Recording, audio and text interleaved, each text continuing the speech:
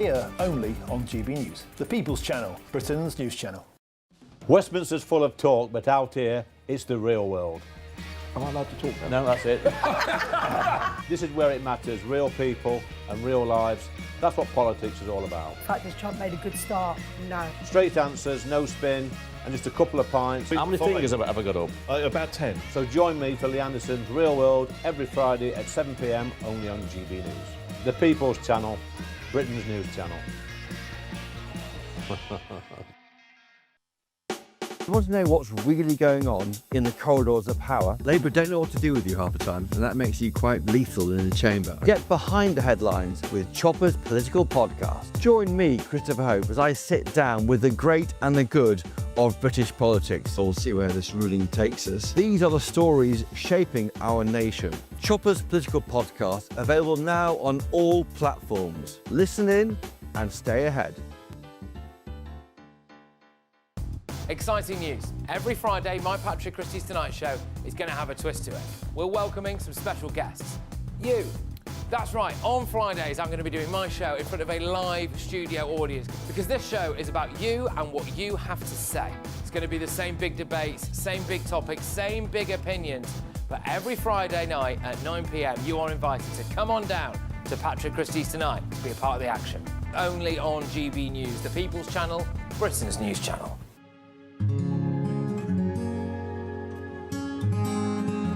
I think for far too long in this country, millions of people felt as though they weren't represented at all by the establishment media. GB News was needed because there literally was no other voice. Everyone was saying the same thing. GB News exists because there is a desperate need for fearless journalism that puts the people first.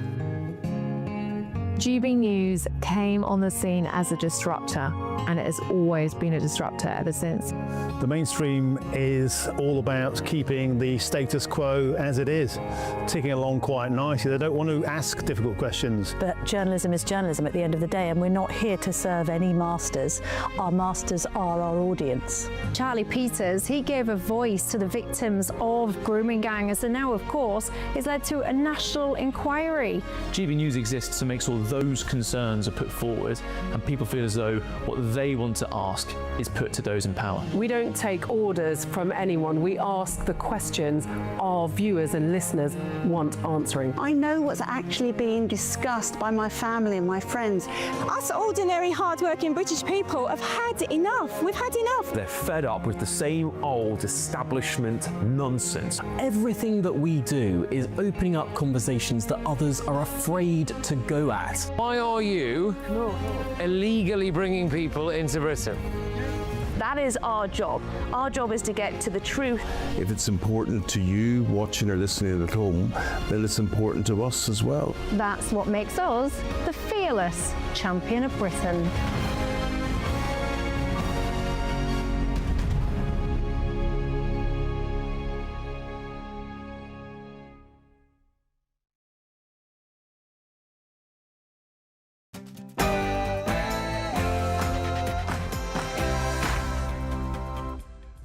It's 9 p.m. I'm Patrick Christies Tonight. The division that's being created is absolutely disgusting. Mainly created by angry, middle-aged white men who know exactly what they're doing. Oh, yes, Gary, it's angry white men who are the problem.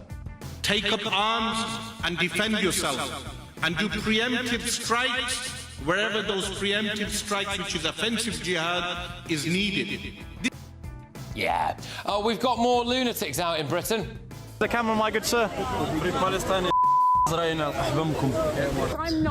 not committing a crime. Yes, you are. You're... Also, tonight. I've just had my first class in, and do you know what I'm going to do?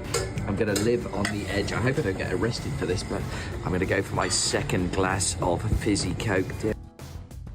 Government rules mean that you're only allowed one glass of full-fat Coke. Plus, a Portuguese criminal was set to be deported. He was released on bail, and then he committed a murder.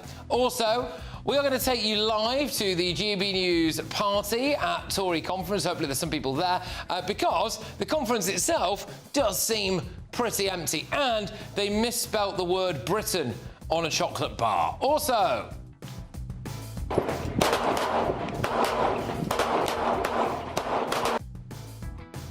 warnings that we are now treating our armed forces like common criminals. On my panel tonight, we have got Daily Express columnist Carol Malone, journalist Benjamin Butterworth, and Reform Party member, former Conservative Party chairman Sir Jake Berry. Oh, and the angry Swedish eco-dwarf has resurfaced.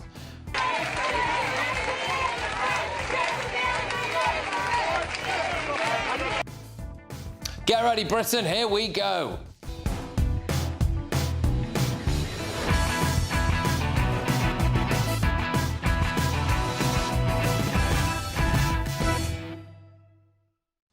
Gary Neville, thick as two short planks. Next.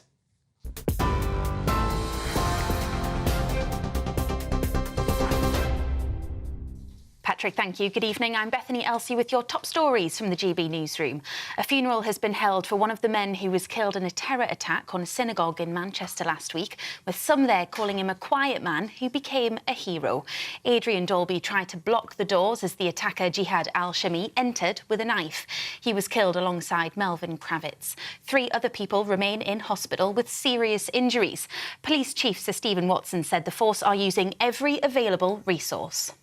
I do want to reassure people that no stone is being left unturned. We will get to the bottom of what has happened, and as those facts emerge into the public domain, we'll be sure, of course, to communicate those.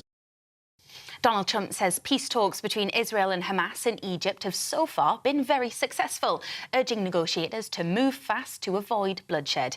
Hamas has agreed to parts of a 20-point US peace deal, including freeing hostages, but rejected calls to disarm. Trump says the first phase of the deal could be completed this week. Meanwhile, Israeli airstrikes have continued despite the US president calling for an immediate halt, with at least 65 more people killed in the past 24 hours. Activist Greta Thunberg has arrived in Greece after being deported from Israel along with 170 others detained on board an international flotilla. The group's vessels were intercepted in the Mediterranean as they tried to deliver aid to Gaza. The Foreign Office says it's supporting a number of British nationals involved. It comes as another 9 ships have set sail for Gaza, aiming to breach Israel's blockade. France has been plunged into fresh political turmoil after Prime Minister Sébastien Lecornu quit within a month of taking office. He was the country's 5th Prime Minister in under 2 years and blamed gridlock in Parliament for his departure. It leaves President Emmanuel Macron facing mounting pressure to call early elections or risk another short-lived government. Stocks in Paris have fallen sharply since the announcement. First-year doctors in England have voted overwhelmingly in favour of strike action over job insecurity. The British Medical Association says 97% backed the move on a 65% turnout, calling it a clear mandate for industrial action. Talks with the government are ongoing, but the union warns they must deliver solutions on both pay and jobs to avoid walkouts. And tributes are being shared across the literary world for the much-loved author Dame Jilly Cooper, who died at the age of 88. Her children say her death came after a sudden fall on Sunday morning, describing it as a complete shock. Her agent, Felicity Blunt, called her unbeatable in her ability to write stories that added to the sum of human happiness. You're up to date. I'll have more for you in an hour's time. For all the latest from GB News whilst you're on the go, get the GB News app. Scan the QR code now to download or visit gbnews.com/app.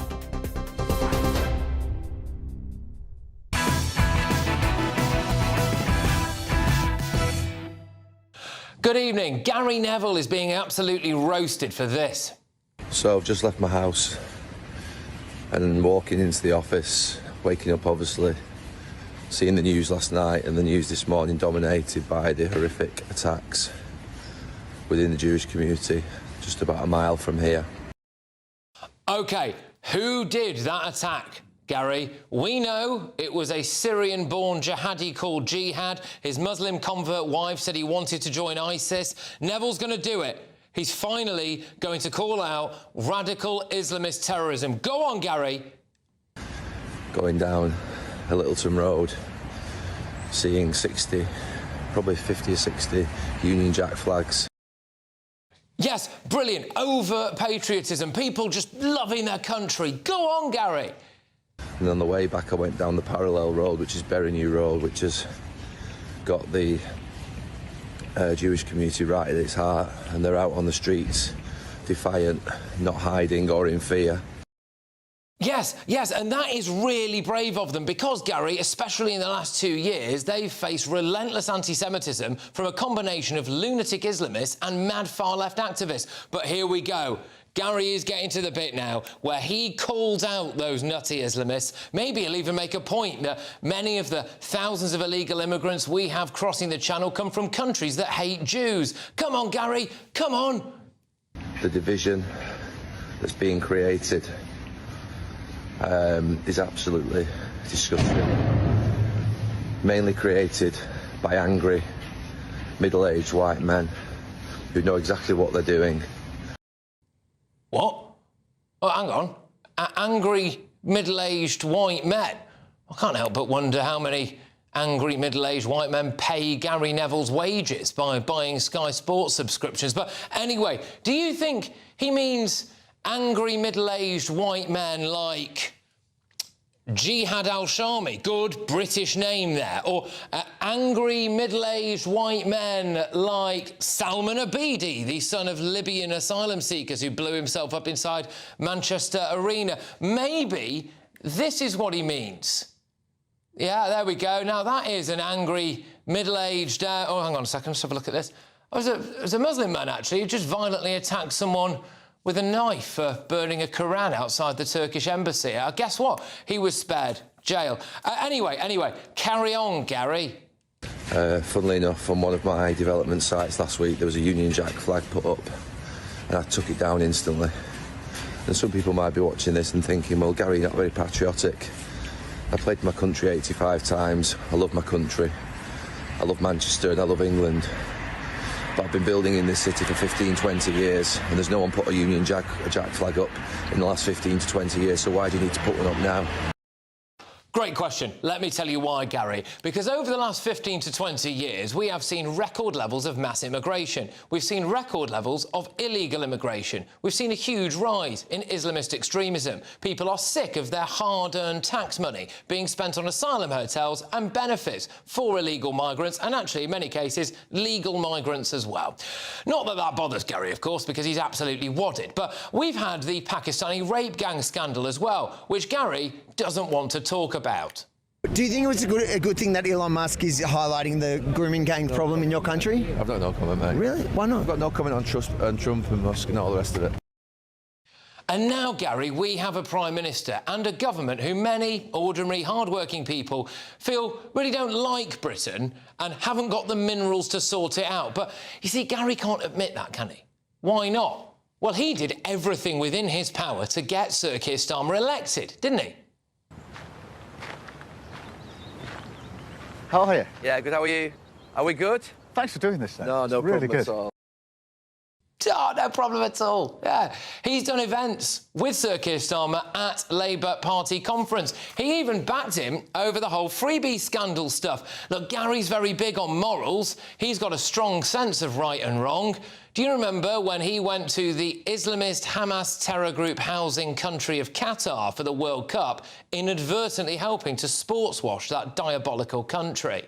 Got a choice, I think, haven't you? What, going or not going? Well, my view always has been that you either highlight the issues and challenges in these countries and speak about them, or you basically don't say anything, you stay back home and don't go. And I've always said we should challenge them. There's another option. You stay at home and highlight the abuses. You don't have to go and take the Qataris' money. Yeah. Anyway, according to Gary, it was Brexit that made this country dangerous. Brexit has had a devastating impact on this country, and the messaging is getting dangerous, extremely dangerous. All these idiots that are out there spreading hate speech in any form and abuse in any form, we must stop promoting them. We must stop. Oh, gosh. Yeah, we have seen a lot of very concerning rhetoric recently, haven't we? Do you think Gary means stuff like this? But the Deen of Islam has legislated jihad, that wherever anyone attempts to carry out genocide, then Allah subhanahu wa ta'ala has commanded the Muslims, do not permit them to carry out genocide. Take up arms and defend yourself, and do preemptive strikes wherever those preemptive strikes, which is offensive jihad, is needed. Oh, good grief. Look, I don't know about you, but I think Gary Neville might have got this one wrong. Let's get the thoughts of my panel. Let's whiz ourselves over there. We have got Express columnist Carol Malone, we've got journalist Benjamin Butterworth, and Reform's Sir Jake Berry. Carol, has Gary got this one wrong? Joe, this is the problem when you have thick as mince, two-bob political commentators who know nothing, who have... Not talking about us, are you, Carol? Finally, I feel. No, it really isn't. This is people who are pretty stupid, who don't know about politics, who don't know the facts, who don't understand what's staring them in the face, and then you have someone like Neville saying what he did. You know, this is... You know, we have a radical Islamist British Syrian who goes to a synagogue with his knife to break in with the intention of killing people, and suddenly it's white British men that are to blame for all of this. You know, the man is... How can... And he talks about people flying the flag, people on his building sites flying the flag, and he's wondering how... You just outlined some of the reasons why they're flying the flag, because they need to reclaim their flag and their country, because mass immigration over the last 15 years, they feel that their culture, our culture, is being eroded. So, yes, they're flying the flag. But, you know, it's people like Neville who are part of the problem. It's people like him who are... He doesn't really know what's going on in this country, and he knows a few facts, but not all of them, and yet he's making these kind of proclamations. He will condemn British patriots, but he will not condemn Islamist terrorists and extremists. How can't he see what's happening on the streets of this country? How doesn't he understand that that is dangerous? That is what's dividing this country. Jay, why does Gary Neville seem to think, in the wake of a flagrant jihadi called Jihad, trying to kill as many Jews as possible in Manchester, the thing he has to point out there is about our flag and angry middle-aged men? Well, because he's a complete idiot, isn't he? I mean, right. But what makes me so angry about this is, in a way, and it's such an insult, and I know you grew up in Manchester, I used to work there, to the people of Manchester, who this isn't their first brush with terrorism, but let's focus on the people who died in this appalling attack. He's sort of almost excusing the perpetrator. He's almost saying it's not really his fault. He was almost driven to it. You know, all these flags going up everywhere. That's almost an excuse for picking up a knife, strapping on a fake suicide vest and going in an attempt to murder Jews in their place of worship. That's why I'm so angry about this. And if you look at the people who maybe he should have blamed or could have blamed, I think there are great questions for Manchester Police to answer, because this individual was out on bail following a charge of rape. Think about Lucy Connolly. She wasn't bailed, was she? This guy committed rape, he was bailed. There's great questions for our security service to answer about whether this guy was properly tracked. There are questions whether this guy and his family ever should have been given citizenship. Well, I mean, frankly, if you're going to call your son Jihad, when they got the application form, they maybe should have gone, not this one. Were there even eyes on him in this country? Yeah. There should have been, and they clearly weren't. And Gary Neville's behaviour, saying, well, this it feels to me, I might be wrong, I'm sure would deny this, feels it's an attempt to excuse this behaviour and move the blame onto a group of people who actually are patriotic and do care about our country. He is gaslighting the British people. You mentioned something to me outside earlier on. I'm glad you reminded us of it, because obviously Gary Neville in that piece there goes on about how many times he played for his country and how much he loves England, etc. I know the people online have been highlighting just this clip. Just see if there's anything you particularly notice here.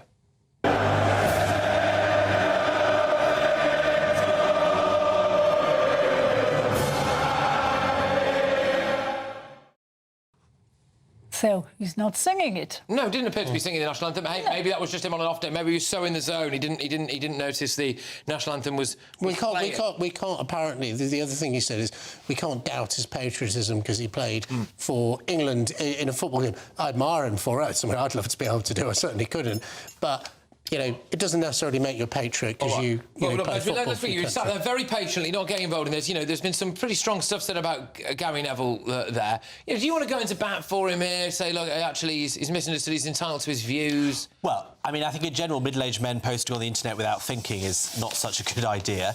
I think on the point of whether the flags and the angry white men are to do with the atrocity last week at the synagogue, no, they're not linked. But where he's definitely right and has a point is that there are people intentionally turning the temperature up. There are people who are thriving on division. And I'm afraid... Palestinian demonstrators. Well, sure, yes, but also angry, middle-aged white men. And some of those people have been putting up the Union flag or the English flag not because they want to say it represents all of us, but because they want to flaunt it. They want to intimidate some people in this country. And I think Gary Neville is absolutely right to stand up to those people. You can't say that flying your national flag is flaunting things. You don't think there are racists using our flag? You don't think the EDL, when they fly the English flag, are not trying to divide us? There are lots of racists there, but you cannot say generally that flying our flag is racist, negative or divisive. It isn't. And if he says that people on his building sites are now flying those flags, they're doing it for a very... Well, because they're middle-aged white men. Because they love their country, they're patriots, and they feel they're losing their country thanks to this stupid, weak government and police forces who let all these crazy loons on the street shout things like... he is entitled... You know, Ben to support... He's a champagne socialist. Ben is entitled to his view, just like Gary Neville's entitled to his view.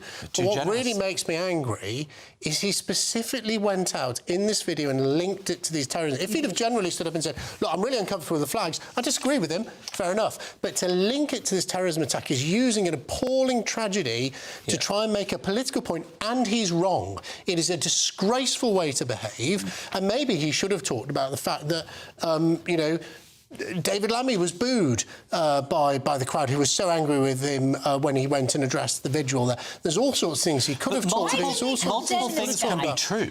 Why didn't he condemn this guy? Why didn't he condemn Islamist terrorism in this country? Why did he condemn white British men for flying a flag? Has he said anything about as Carol alluded to there, you know, I mean, on Saturday, we're going to come and talk about this at 10 p.m. Oh, we saw some absolutely vile stuff over the weekend. Absolutely disgusting stuff. You know, flagrant, naked anti-Semitism. Yes. Where's Gary's video on that? Well, I mean, I think it would have been better if he'd done something on that, but, you know, he's not there to comment on absolutely everything. But what he is actually doing here is speaking as a middle-aged white man who is from a working-class background, who's extremely successful. You can't... And actually, he is speaking as someone who understands that part of the world. He does not. And he understands that there are people trying to exploit these tragedies, trying to exploit the attack on the synagogue, trying to exploit the attack on the mosque. This is a multi-millionaire ex-premiership footballer. He's exactly what this country needs. In an elitist bubble, who all the problems of this country do not touch this man. He is not... He has made it to the top. Pure hard work. We should knight Gary Neville, not condemn him. Hypocrite. He's a champagne... He's actually admitted he's a champagne socialist. Oh, so now you hate successful people because they don't share your politics. What happened to free speech, Malone? Who pretend to be working-class people and to understand the British people. He has no clue about how the British people feel. Would you accept that it's actually Gary Neville who's exploiting this tragedy by trying to make a political point out of it? That is disgraceful. You don't see anyone else walking down the street saying, you know, what an appalling tragedy, which it was. It was an act of terrorism. It was horrendous. But let me make my political point. That's why he's gone wrong. He's attempted to piggyback on the back of this tragedy to make a political point. It's just completely wrong, whatever the point is. Just by the way, as well, there's an article that's coming out, I think, in tomorrow's Daily Telegraph, where it says that Sky Sports have got no intention of taking any action against him whatsoever, which, by the way, I am in favour of, because I think people's views should be able to be made and you shouldn't necessarily just get sacked by your employer. However, it's not been lost on me that if he'd have said the opposite, right, I think they would have disciplined him. If he'd have said, you know, I've had enough of this, I'm going to hoist a flag above every single one of my hotels, I'm sick of Islamism in the UK, I think there would have been consequences for Gary Neville. But anyway, right, we've also reached out to Gary Neville for comment and we're yet to hear back. Anyway, it's time for the Great British Giveaway. It's your chance to win a brand new 4-berth motorhome worth £74,000 plus 30 grand in cash. Here's how. You're not going to want to miss our greatest Great British giveaway so far. You could bank an incredible £30,000 in tax-free cash to spend however you like. And if that wasn't enough, you'll also get to drive away in this brand new motorhome. With thanks to Marquis Leisure, this brand new 2025 Benamar Primero could be yours. It comes with all the mod cons you'd expect from a vehicle worth over £74,000 and comfortably sleeps 4 people. This prize package is worth over £104,000. And remember, if you can dream it, you can drive it away.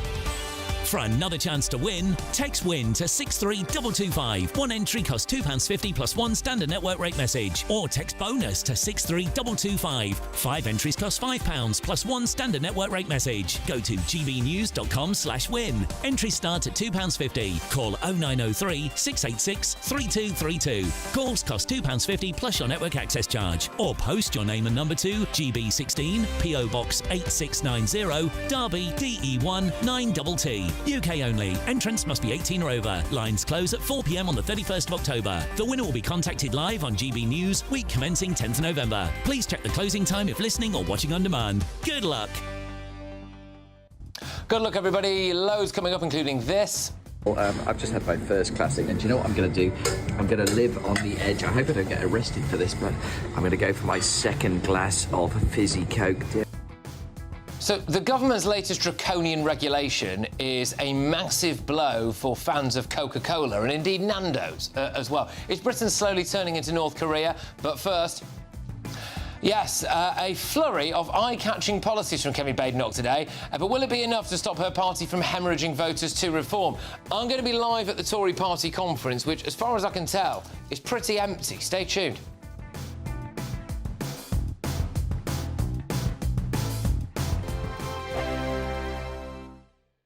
Britain was once the envy of the world. But look around. A nation that no longer knows what it is or where it's going. A country that's broken. How do we fix Britain? How do we bring it back? Friday night with Matt Goodwin at 8 p.m. only on GB News. From the school run to the home run, watch a new show for all of Britain. So he can say whatever he wants. A straight talking show where all voices are heard. And, you know, when are we going to stop talking about smashing the gangs and actually do it? With the stories that matter from every part of our country. There's a bit of a crash landing there for your Chancellor. Bold, fearless and standing up for you. That's me, Martin Dewberry, 3 p.m. till 6 p.m. weekdays, here only on GB News. The People's Channel, Britain's news channel. Westminster's full of talk, but out here, it's the real world. Am I allowed to talk then? No, that's it. This is where it matters, real people and real lives. That's what politics is all about. The fact that Trump made a good start, no. Straight answers, no spin, and just a couple of pints. How many fingers have I got up? About 10. So join me for Lee Anderson's Real World every Friday at 7 p.m. only on GB News. The People's Channel, Britain's news channel. At GB News, we love to hear from you, our loyal community. So drop us a line at gbnews.com/yoursay. There you can talk to each other and also to the presenters live on air. gbnews.com/yoursay, because GB News is your channel, Britain's news channel. Decisions made in Washington aren't just shaping America, they're shaping Britain too. From migration to global security, from crime to health. Whatever happens in the White House today will be felt in your town or city tomorrow. That's why The Late Show is live from Washington, D.C. Cutting through the politics to show you what it all means for Britain. The Late Show live every night at midnight. Only on GB News, Britain's news channel. Mornings don't have to be tiresome, especially if you have the right company. Wake up to news as it happens, opinion and debate, and of course, a little bit of entertainment too. Because when the kettle's on, we're on. That's Breakfast on GB News, a show worth waking up for. Every morning from 6 a.m. Only on the People's Channel, Britain's news channel. We'll spread the news, you spread the word. Join me, Nana Akwe, for an informative, interactive news programme with a difference. It's fun. No, he didn't say that, Dave. I'm so surprised. I think there's an element of truth to that. Join me from 3 p.m. every weekend, only on GB News, Britain's news channel.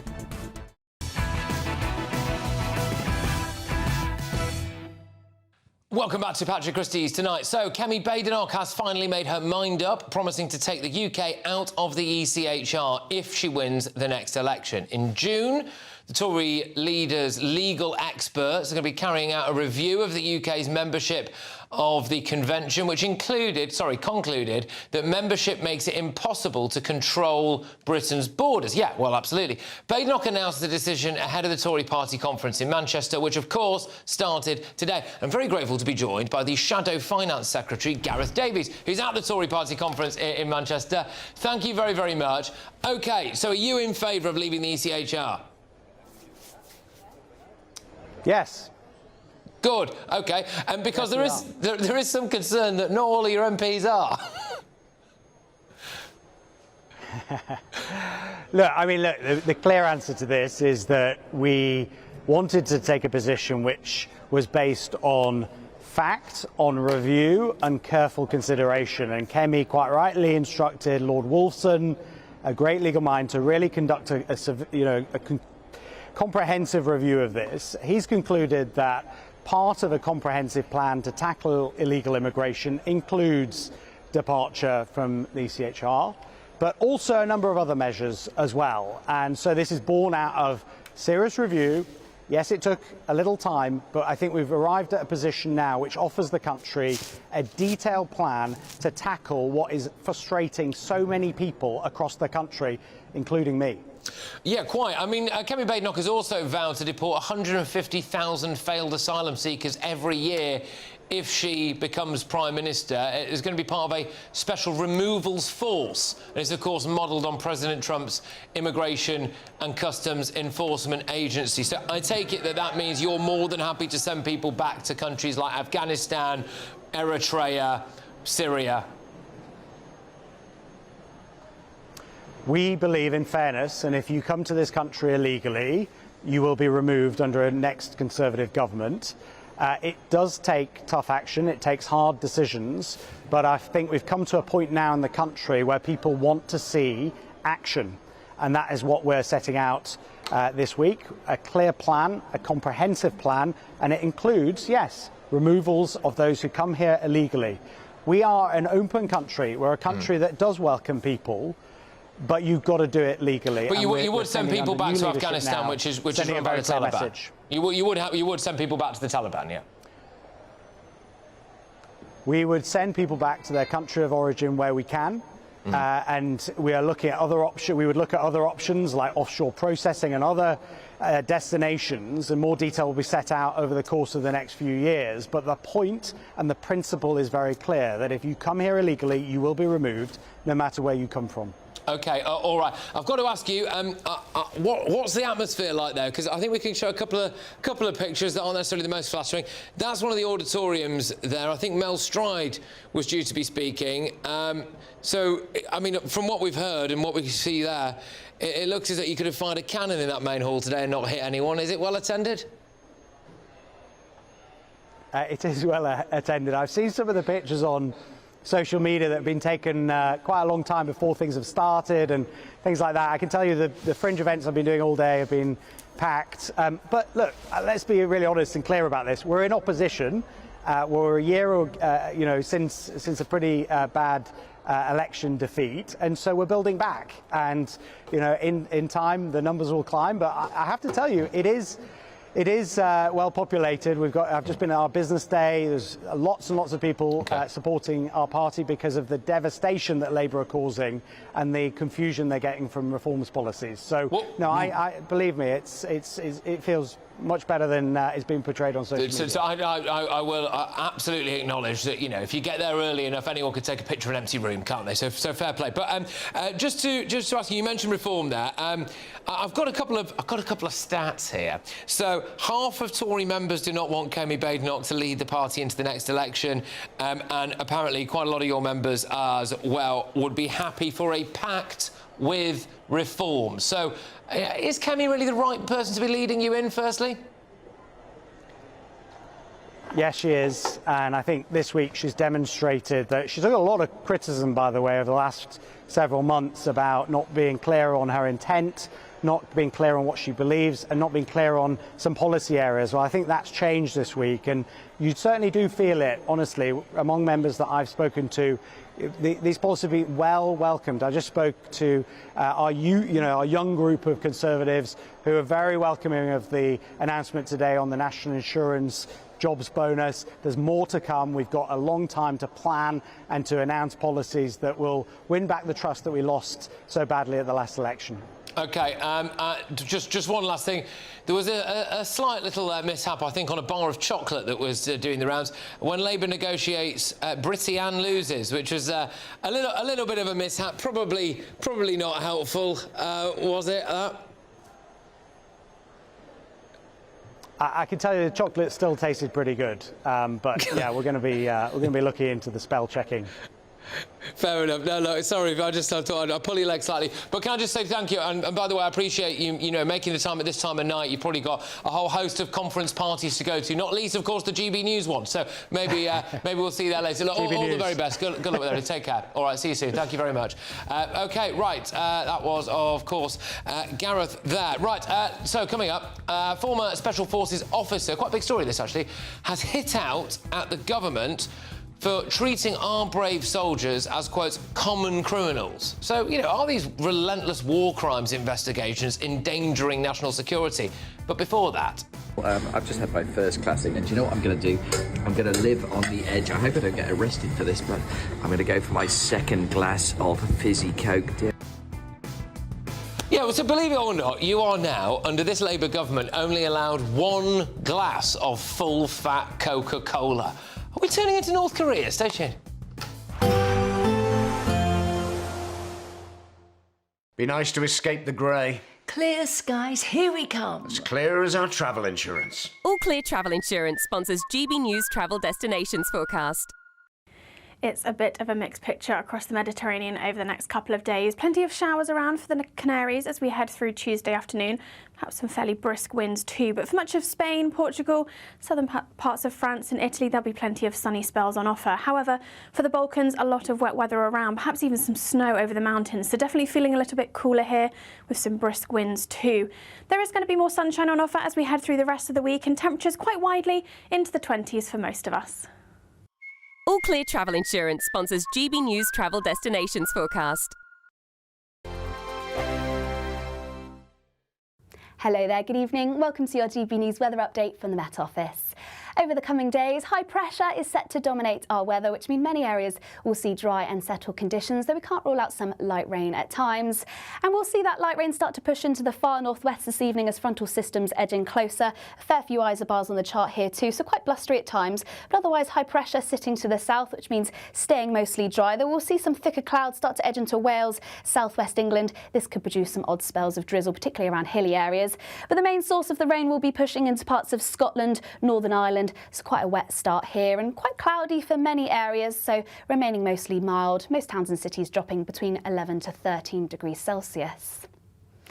So once again, it is set to be another wet start across Scotland. It still could be fairly blustery around western coast, though those winds will ease away through the course of the day, perhaps seeing some brighter spells to the very far east of Scotland. Across Northern Ireland, once again, plenty of low clouds, some light outbreaks of rain. This will also start to push into northwestern parts of England. Wales and southwest England, once again, mostly dry, though plenty of low cloud, which could lead to a gloomy start and some patchy drizzle around hilly areas. Elsewhere, we could see some low cloud, mist and fog, but it should clear away fairly quickly through the morning and remaining mostly dry across much of England and Wales, perhaps more cloud around compared to this afternoon.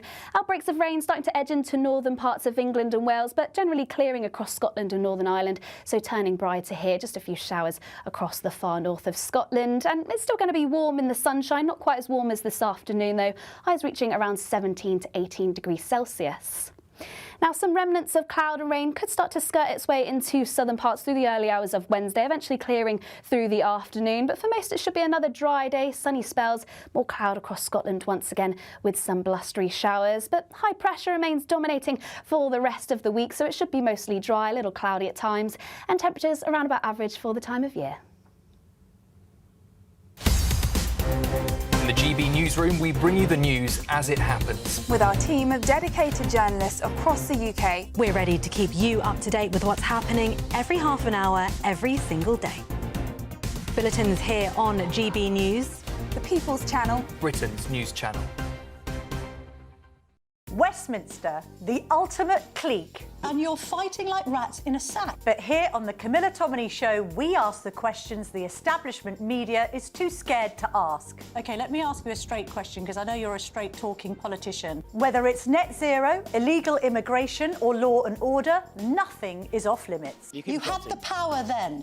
Yeah, as I and say, now you've lost it. That's the Camila Tomminy Show, a politics show that's fearless. But no, let me finish my question if you don't mind, because it is my show. Sundays at 9:30, only on GB News, the People's Channel, Britain's news channel.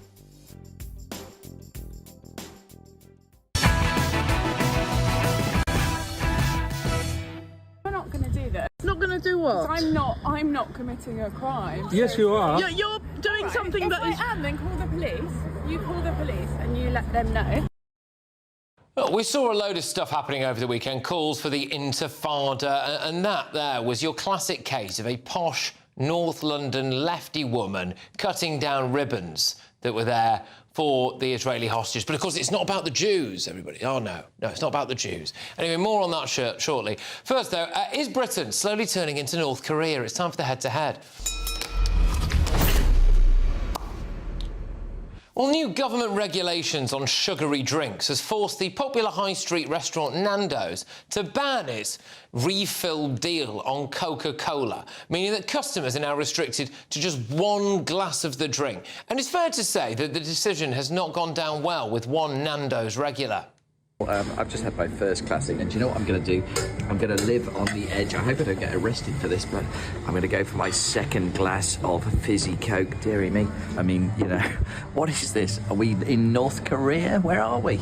Absolutely absurd. Shh, don't tell anyone. It's my second glass. God forbid.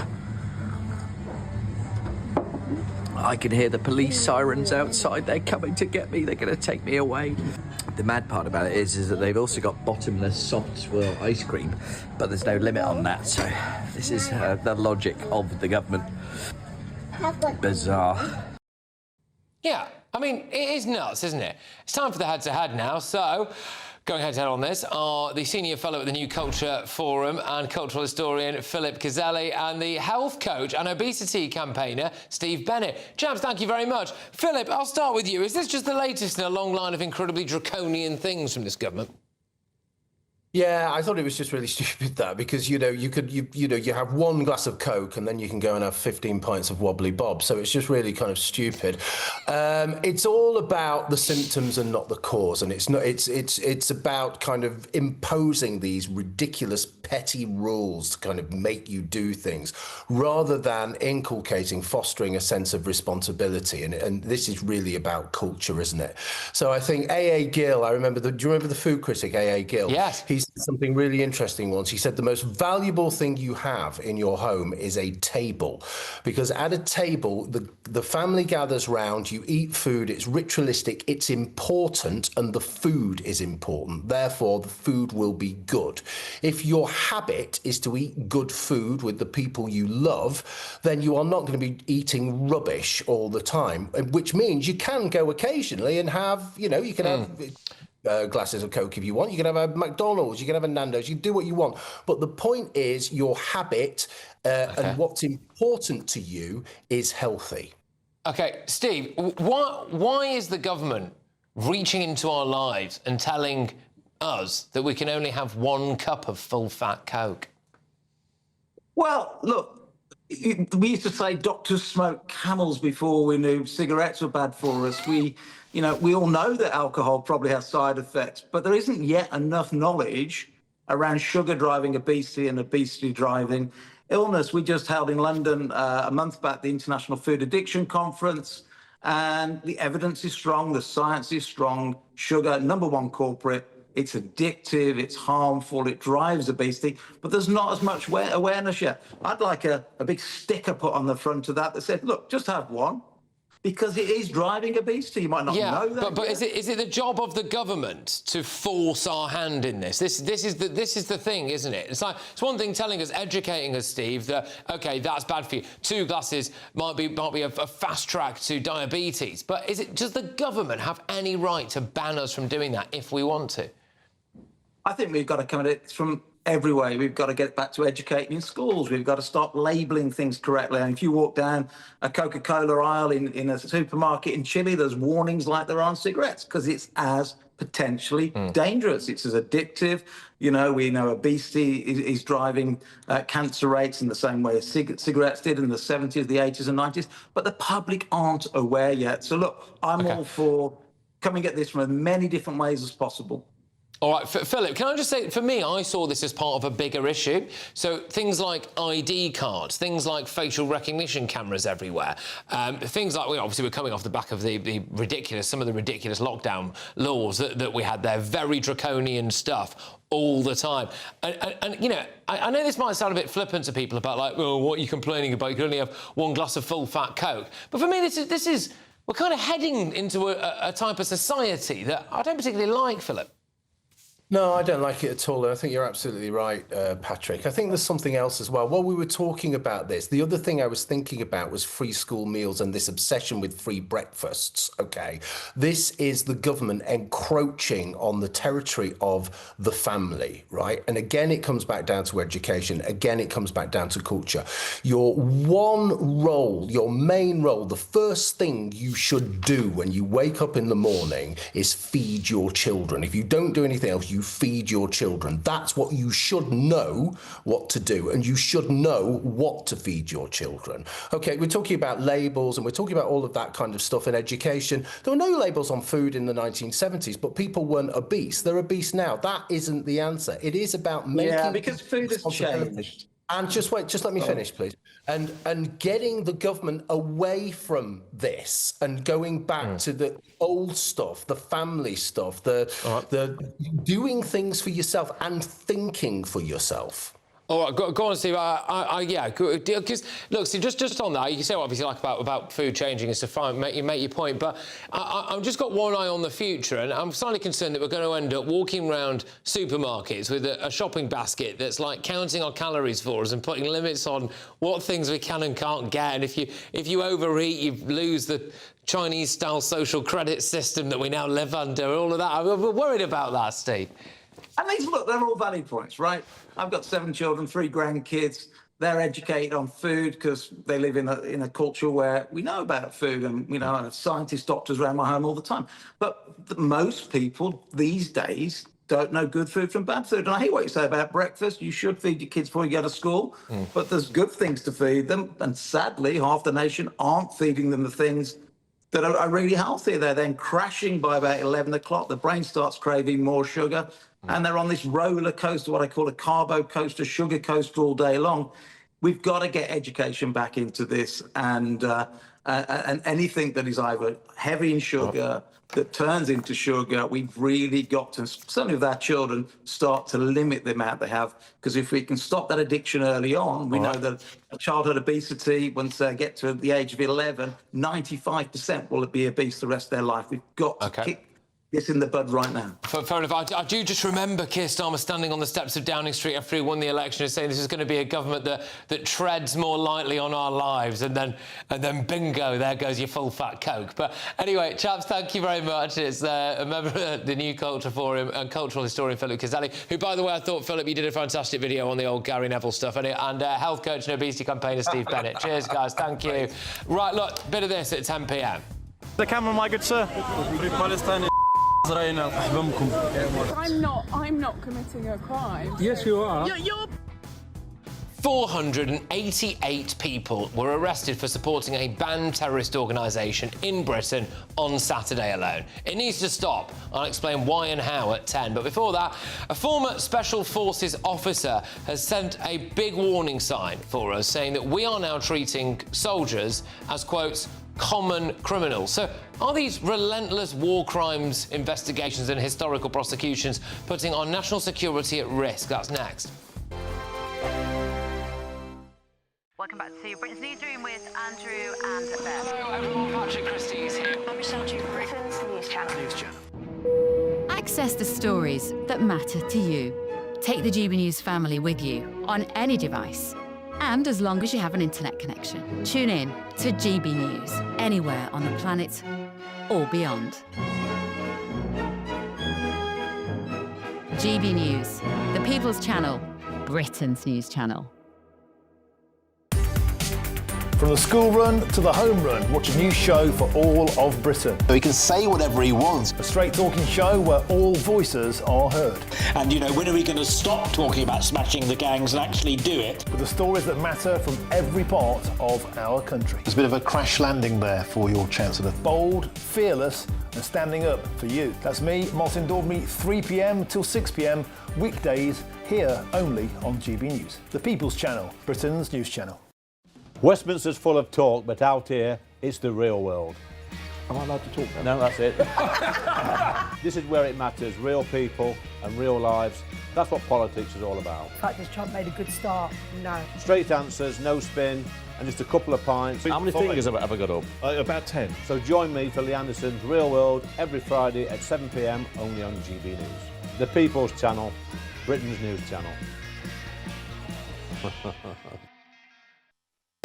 You want to know what's really going on in the corridors of power? Labour don't know what to do with you half the time, and that makes you quite lethal in the chamber. Get behind the headlines with Chopper's Political Podcast. Join me, Christopher Hope, as I sit down with the great and the good of British politics. We'll see where this ruling takes us. These are the stories shaping our nation. Chopper's Political Podcast, available now on all platforms. Listen in and stay ahead.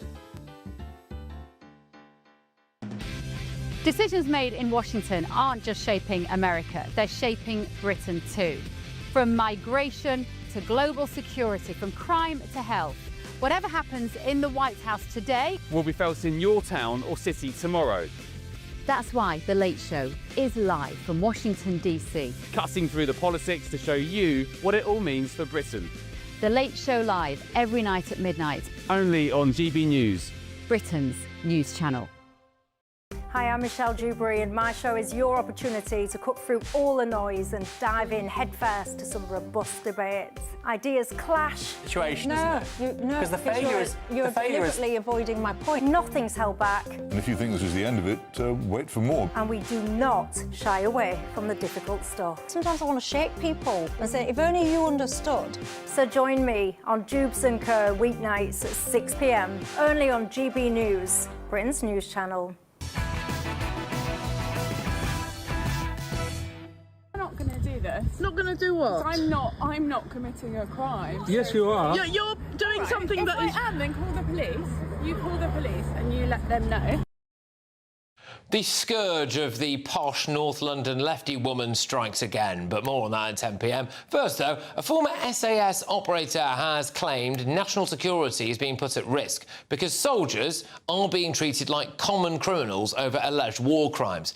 He says that he was questioned by police over 5 incidents during his 25-year career. On Friday, the government announced investigations against veterans involved in killings in Northern Ireland decades ago, and they're going to continue with those. A former paratrooper is currently standing trial in Belfast, for example, accused of murdering 2 men on Bloody Sunday back in 1972. An inquiry into claims that members of the Special Forces murdered detainees in Afghanistan between 2010 and 2013 is ongoing. I'm joined now by Major General Tim Cross, who worked as a bomb disposal officer in Northern Ireland in the 1970s. Thank you very much, Tim. Look, obviously, I don't think anyone wants to see members of our armed forces going around just killing people willy-nilly. However, is there not a limit on the level of prosecution / I would argue persecution that we can put our own armed forces through?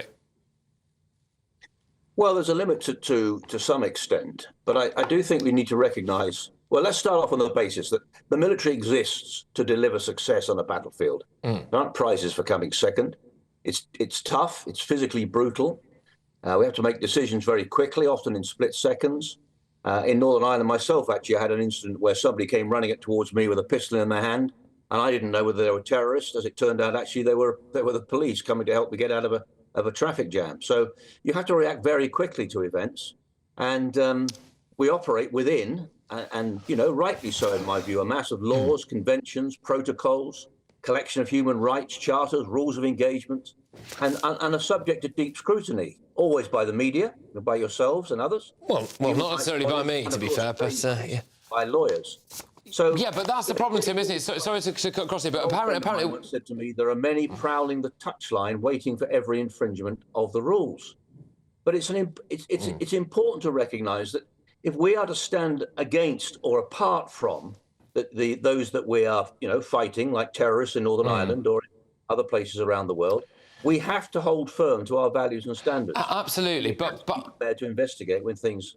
I do wonder though, Tim. I do wonder though, Tim, whether or not there's some truth to this, because in the article, the chap mentioned that the Americans don't particularly want to work with the Brits anymore because they think that we hold back on the battlefield because we're too afraid of those ambulance-chasing lawyers. Yeah, I don't know whether that's true or not, frankly. I've worked with the Americans a lot. My last time in Baghdad in 2003. So, you know, it's been a few years since I served with them. You know, one has to be honest about this. There are some things the Americans have got up to that we, quite rightly, don't agree with. Abu Ghraib to start off with. So, you know, you have to recognise that we have to stand for the rule of law. Now, there are times when, you know, things go badly wrong on a battlefield, and I think it's right that we look at the issues there. Right. We have to recognise that there has to. It's how you set about doing this. But yeah, but what? Much as anything else. Why did the government repeal the limit on historic prosecutions, Tim? And I think there is some truth in the fact that many of our people, our soldiers, are extremely, you know, irritated, to put it politely, about how long these things have gone on for. I've got good friends who served in Northern Ireland in the 70s, who've been investigated over, you know, many decades, as you alluded to earlier. Quite. So, how do you set about doing this? How do you get the right... But why did the government repeal it, Tim? Sorry, just very quickly, because we've got about a minute left. There was a limit on the historic prosecution. This Labour government removed that limit. Yeah, and I think that, you know, the issue is, where do our politicians stand on this? We have to stand on the basis that our soldiers are on the right side of this equation. We're dealing with terrorists, people like the IRA, etc., who are on the other side, and we have to have a government that supports our military. Now, why this is going on so long, I don't know. We live in a very different world. Lawyers and so forth are dominant in this picture. But I do think these guys have got they've got a very sensible point here. It's an issue that needs to be open and debated, and we need to try and bring some common sense to some of this. Major General Tim Cross, thank you very much, as ever, for your time. Look, I find it really annoying that we don't seem to be going into bat for our armed forces, and that someone who's never been to war, who would crumble in that situation, sits behind a desk, is some kind of glorified pen pusher, and then finds someone guilty of murder when actually what they were doing was fighting the Taliban. But anyway, a Ministry of Defence spokesperson said this: whilst it is a long-standing policy of successive governments to not comment on UK Special Forces, we're immensely proud of all our armed forces and their extraordinary contribution. All our service personnel hold themselves to the highest standards of conduct. We deeply appreciate the work they do. Right, bit of this when we come back. The camera, my good sir. Free Palestine. I'm not committing a crime. Yes, you are. You're... Well, someone might want to show the stuff I'm about to show you to Gary Neville, because 488 people were arrested for supporting a banned terrorist organisation in Britain on Saturday. And I've got some exclusive footage for you that you will not have seen anywhere else on the media of an absolutely abhorrent incident that took place. I think it needs to stop. I'll explain why at 10 p.m. Frankly, it's got to be mass deportations, hasn't it? Expect warm spells with the odd rude interruption. Box Boiler sponsors the weather on GB News. Hello there, good evening. Welcome to your GB News weather update from the Met Office. Over the coming days, high pressure is set to dominate our weather, which means many areas will see dry and settled conditions, though we can't rule out some light rain at times. And we'll see that light rain start to push into the far northwest this evening as frontal systems edge in closer. A fair few isobars on the chart here too, so quite blustery at times, but otherwise high pressure sitting to the south, which means staying mostly dry, though we'll see some thicker clouds start to edge into Wales, southwest England. This could produce some odd spells of drizzle, particularly around hilly areas. But the main source of the rain will be pushing into parts of Scotland, Northern Ireland Ireland. It's quite a wet start here and quite cloudy for many areas, so remaining mostly mild. Most towns and cities dropping between 11 to 13 degrees Celsius. So once again, it is set to be another wet start across Scotland. It still could be fairly blustery around western coast, though those winds will ease away through the course of the day, perhaps seeing some brighter spells to the very far east of Scotland. Across Northern Ireland, once again, plenty of low clouds, some light outbreaks of rain. This will also start to push into northwestern parts of England. Wales and southwest England, once again, mostly dry, though plenty of low cloud, which could lead to a gloomy start and some patchy drizzle around hilly areas. Elsewhere, we could see some low cloud, mist and fog, but it should clear away fairly quickly through the morning and remaining mostly dry across much of England and Wales, perhaps more cloud around compared to this afternoon. Outbreaks of rain starting to edge into northern parts of England and Wales, but generally clearing across Scotland and Northern Ireland, so turning brighter here, just a few showers across the far north of Scotland. And it's still going to be warm in the sunshine, not quite as warm as this afternoon though, highs reaching around 17 to 18 degrees Celsius. Now, some remnants of cloud and rain could start to skirt its way into southern parts through the early hours of Wednesday, eventually clearing through the afternoon. But for most, it should be another dry day, sunny spells, more cloud across Scotland once again with some blustery showers. But high pressure remains dominating for the rest of the week, so it should be mostly dry, a little cloudy at times, and temperatures around about average for the time of year. Expect warm spells with the odd rude interruption. Box Boilers sponsors the weather on GB News. This is your chance to win a motorhome and cash in our biggest giveaway to date. Courtesy of Marquis Leisure, you could be the proud owner of this 2025 Benamar Primero. It comfortably accommodates 4 people and can be driven on your standard driving licence. Plus, you'll also bank an incredible £30,000 in tax-free cash to spend on anything you like. Make sure you don't miss out. For another chance to win, text WIN to 63225. One entry costs £2.50 plus one standard network rate message, or text BONUS to 63225. 5 entries cost £5 plus one standard network rate message. Go to gbnews.com/win. Entries start at £2.50. Call 0903 686 3232. Calls cost £2.50 plus your network access charge. Or post your name and number to GB16 PO Box 8690 Derby DE1 9TT. UK only. Entrance must be 18 or over. Lines close at 4 p.m. on the 31st of October. Please check the closing time if listening or watching on demand. Good luck. From the school run to the home run, watch a new show for all of Britain. So he can say whatever he wants. A straight talking show where all voices are heard. And, you know, when are we going to stop talking about smashing the gangs and actually do it? With the stories that matter from every part of our country. There's a bit of a crash landing there for your Chancellor. Bold, fearless and standing up for you. That's me, Martin Dewberry, 3 p.m. till 6 p.m. weekdays, here only on GB News. The People's Channel, Britain's news channel. In the GB Newsroom, we bring you the news as it happens. With our team of dedicated journalists across the UK. We're ready to keep you up to date with what's happening every half an hour, every single day. Bulletins here on GB News. The People's Channel. Britain's news channel. Westminster's full of talk, but out here, it's the real world. Am I allowed to talk then? No, that's it. This is where it matters. Real people and real lives. That's what politics is all about. The fact that Trump made a good start, no. Straight answers, no spin, and just a couple of pints. How many fingers have I got up? About 10. So join me for Lee Anderson's Real World every Friday at 7 p.m. only on GB News. The People's Channel, Britain's news channel.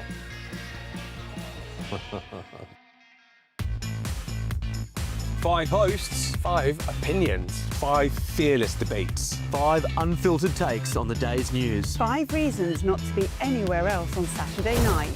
This is the Saturday 5. You got me good there. Britain's biggest Saturday night TV show. It's not a bad brand. Yeah. Uncensored. Very, very racy tonight. On the unpredictable. What did she say? Can you translate it for us? And always entertaining. And how can a country go from being led by William Wallace Saturday nights from 6 p.m. only on GB News. The People's Channel. Britain's news channel. You're going to want to stay tuned, trust me.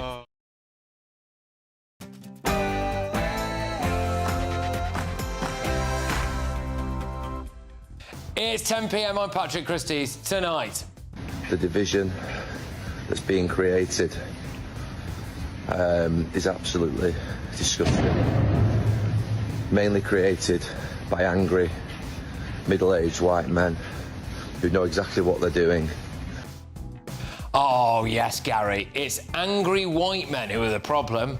Take up arms and defend yourself, and do preemptive strikes wherever those preemptive strikes, which is offensive jihad, is needed. Great. We've got more lunatics out in Britain. Camera, my good sir. Palestine. I'm not committing a crime. Yes, you are. You're... Also tonight, a Portuguese criminal who was set to be deported was given bail. What did he do?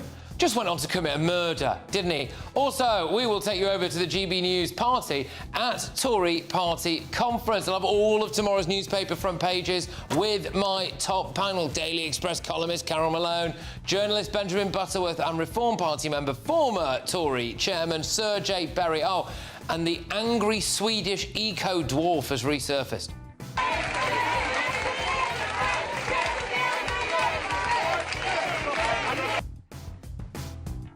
Get ready, Britain. Here we go.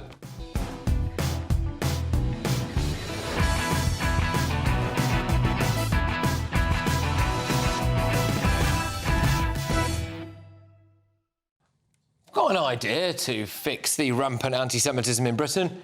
Deport, deport, deport. Next.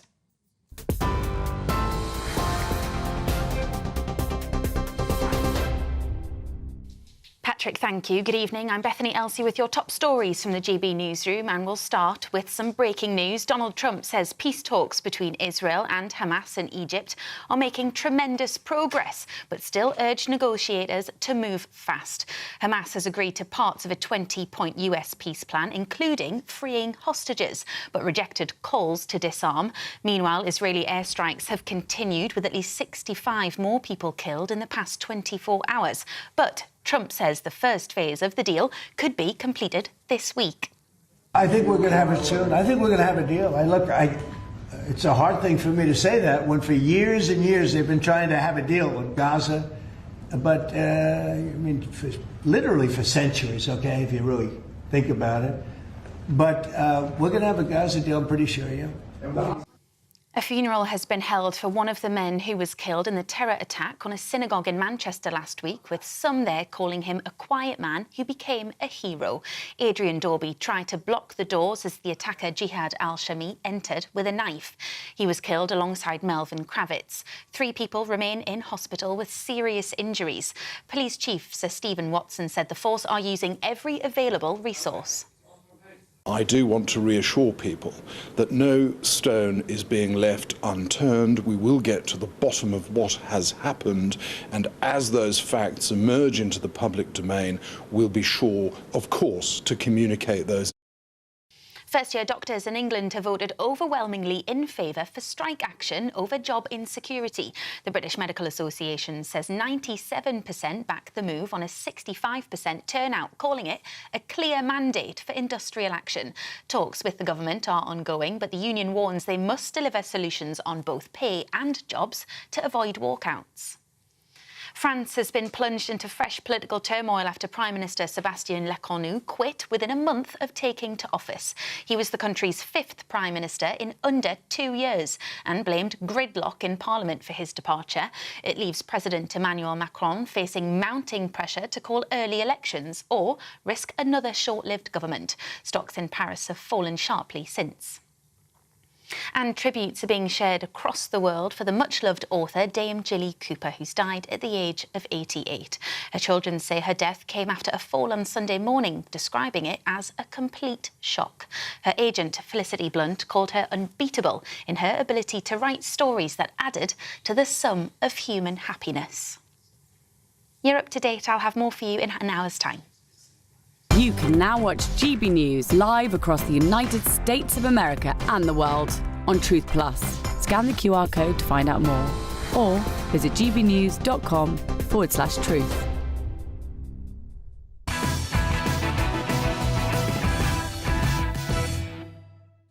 Good evening. 488 people were arrested for supporting a banned terrorist organisation in Britain on Saturday. People chanted, "Long live the Intifada."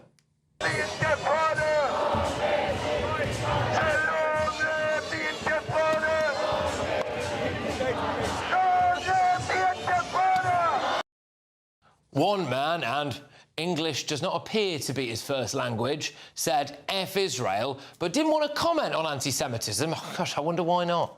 Camera, my good sir. Free Palestine. Israel. It's good. Thank you. And how do you feel? Recently there was an attack on a synagogue. And I don't know, man. No speak about this. Thank you. No. Yeah. Another man dressed up as, I guess, Charlie Chaplin. His choice of outfit seemed a bit odd, though, doesn't it? This particular law, this terrorism law, I think we're going to win. I think in November they're going to pretty much... here we go. Yeah, what do you think he was going for there? Anyway, ban all terror laws? That was there. What, all of them? Well, why would you want to ban all terror laws, I wonder? There was a placard saying, I support Hamas resisting occupation. In Camden, London, a masked man walks down the street, blaring out provocative songs and squaring up to people like a lunatic.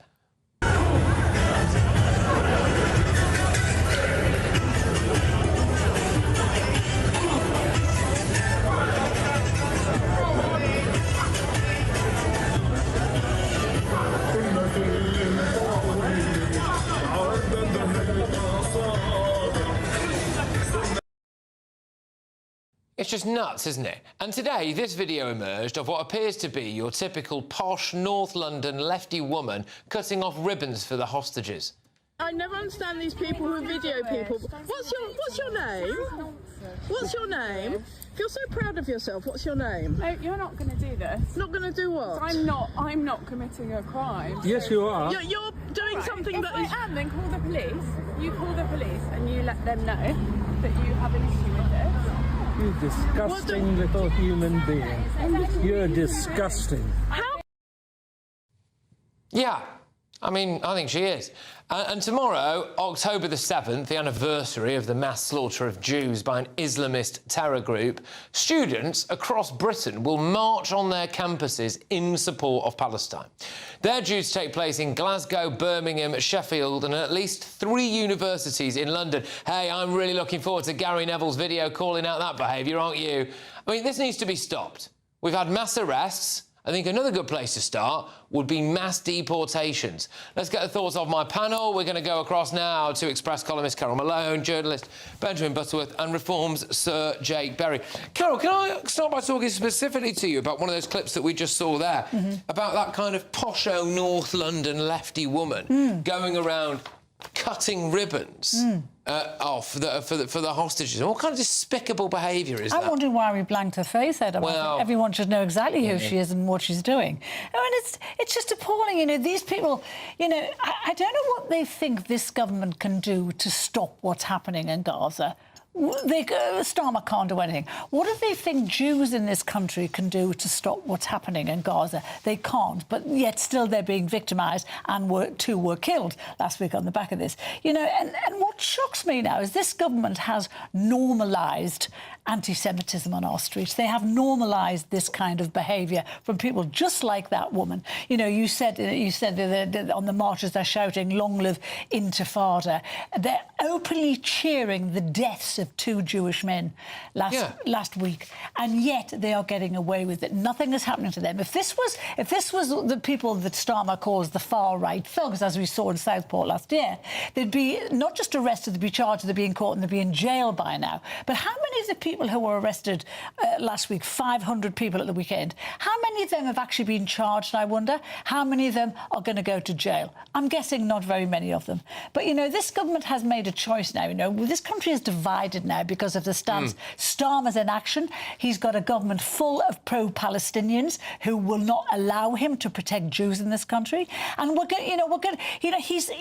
Jews are literally fighting for their lives in Britain today. Yeah. But Keir Starmer and his pro-Palestinian government are going to do nothing to protect them, and they're going to flee. They're going to go from it. What's seriously worth thinking about is that we had a terrorist attack committed by a jihadi called Jihad just a few days ago, and then on Saturday we saw the most densely populated bunch of, I would argue, anti-Semitic pro-terror groups supporting crackpots take to the streets of our capital city. 488 arrests for supporting a prescribed terrorist organisation in one day alone, 48 hours after a bloke tried to kill a load of people at a synagogue. I mean, we can't go on like this. Do we just have to start deporting everyone we possibly can?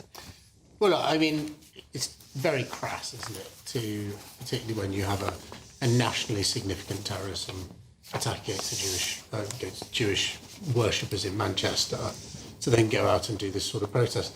I'm struggling to know what they're kind of protesting about as well, you know, because there's a peace deal that's on the table, and surely they should be going out calling for Hamas, a terrorist organisation, to accept the terms of that peace deal. There is a peace there, ready to go, that Israel has said that it will accept, international support for it, and Hamas is making its mind up whether it will accept it or not. But Jake, it's not about peace. These are people who just hate Jews. Yeah, well, what they're going to do the week after the peace deal signed, I wonder. What I would say is about that was 500 arrests. Yeah. Where is Sadiq Khan coming out to condemn this? 25 people arrested at the Unite the Kingdom, the sort of Tommy Robinson march. Yeah. And this was 500. So where's the fairness? I'll come back to you on that. Benjamin, I don't know if we might be able to load up that clip of that girl cutting those ribbons down again, because I think that kind of is the clip of the day, really. If we can get that loaded up in just a second, it's that the girl cutting down those yellow ribbons. It must well help. Oh, there it is. Go on, we can play it. We can play it. I never understand these people who video people. What's your name? What's your name? If you're so proud of yourself, what's your name? Oh, you're not going to do this. Not going to do what? I'm not committing a crime. Yes, you are. You're doing something that is... If I am, then call the police. You call the police and you let them know that you have an issue with this. You disgusting little human being. Right. It is just about the Jews, actually, isn't it? Because that's not about Palestine. That's not about the IDF. Those are ribbons for the hostages. That's about Jews, isn't it? You know, those people that went out and protested in the last few days, I want to thank them for doing that, because they've shown us exactly who they really are. It's not about innocent people who have been killed or hurt in Gaza. It's a thinly disguised hatred of Jewish people and their security. There was still Jewish blood on the ground outside that synagogue when these people were raising flags to celebrate and chant in support of the very ideology that those people had just been murdered in the name of. So actually, thank you, because after 2 years, it has never been more obvious that this is not a movement of peace. This is just using the moral mask of Gaza and children that have been hurt to peddle the oldest hatred, which is anti-Semitism. But, you know, it's not just them, Ben, it's also our government. You remember when Keir Starmer was campaigning for the Labour Party leadership? It was very useful for him to stand by Israel at that point, and he was trying to eject anti-Semites from the Labour Party. Now it's very useful for him not to stand by Israel because his government is full of pro-Palestinian supporters. So it is useful for him and his job not to support Israel now. And that's the hit is. Why isn't he standing up and condemning Islamist extremism in this country? Why do we have a Home Secretary who was pretending she cares about what's happening, but has actually marched in pro-Palestinian marches in the past? This woman had supermarkets closed who was stocking Israeli goods. Do we really trust her to sort this problem out? No. There's another clip, sorry about this, everyone behind the scenes, but there is another clip there, and I want to make this point, of the bloke in Camden who had the kind of megaphone, who was playing the music, playing this song. These are people who were just going about their business. It looks like they're just trying to get a sandwich or a kebab towards the end of the night. He's got the old typical kind of tea cloth across the face stuff. Look at this.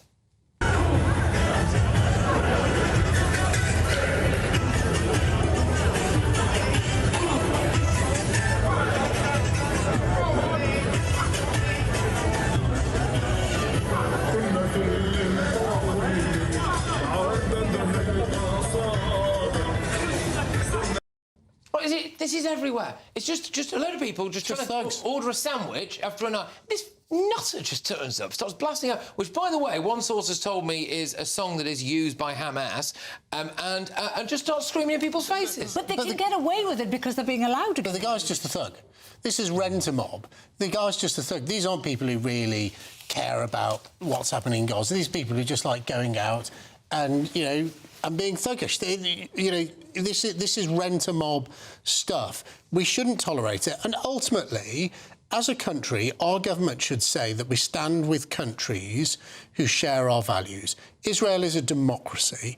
Israel is a country that has stood up to terrorism. They are shared values. Israel is a country that has dozens of its people still held as hostages by Hamas. And these people, what I'd say to these people, when did it become a rule of warfare that if you start a war that you subsequently, you know, go on to lose, that the sympathy should be with you? Hamas is the aggressor. It started the war on October the 7th. Our sympathies should not lie with Hamas. Quite, but I mean, can I say, I am very, very, very concerned about what, especially this that took place this weekend, shows beyond any doubt, Benjamin, about what is going on in our country. And can I also just say as well, there is a line that I've just come across this. This is going to be in tomorrow's Daily Telegraph, which is that neighbours of this terrorist, Jihad al-Shawami, are claiming that they warned police about him. That's right. His wife as well. One of them. He's a bigamist. Right. One of his wives has come out and reportedly said that he spoke about joining ISIS and made her watch extremism videos. She didn't report to the police. She didn't report him to the police. But remarkable. The neighbours of Jihad said that during COVID he seemed to change as a person, and that he would have a lockdown victim. He would have meetings in his back garden, and they would overhear it. And the woman that lived next door became so alarmed that she says that she contacted Greater Manchester Police. Now, Greater Manchester Police say that they don't have a record of that complaint, but clearly the neighbours had become sufficiently alarmed. So did anyone else in his life notice this? But what I'd say from that video you just showed of someone attacking or insulting, abusing what appears to be a stranger, is that shows that the anti-Semitic genie is out of the bottle, right? Last Thursday was the worst murder of Jews in this country since 1650, when they were readmitted. Now, can any of us look at the last few weeks and say that we think it'll be another 400 years without such an atrocity happening? Because I don't think we can say that. Where's Neville on this? I'm going to say. But, you know, 2 weeks ago, Keir Starmer recognised the Palestinian state. What did he think was going to happen? Because all of us said at the time that would embolden people who hate Jews to take violent, savage action, and that's exactly what's happened. And we don't have Starmer condemning it. We have Starmer saying to people, take a step back. We have our Home Secretary saying, don't be insensitive. Why aren't they banning them? We've imported millions of people from countries who hate the Jews, and we've just been told everything's going to be absolutely fine. Well, shock horror, it is. These marches, make the laws that have these marches banned. This is how anti-Semitism took over the Labour Party during Corbyn's time as leader. I know, I was in Parliament at the time.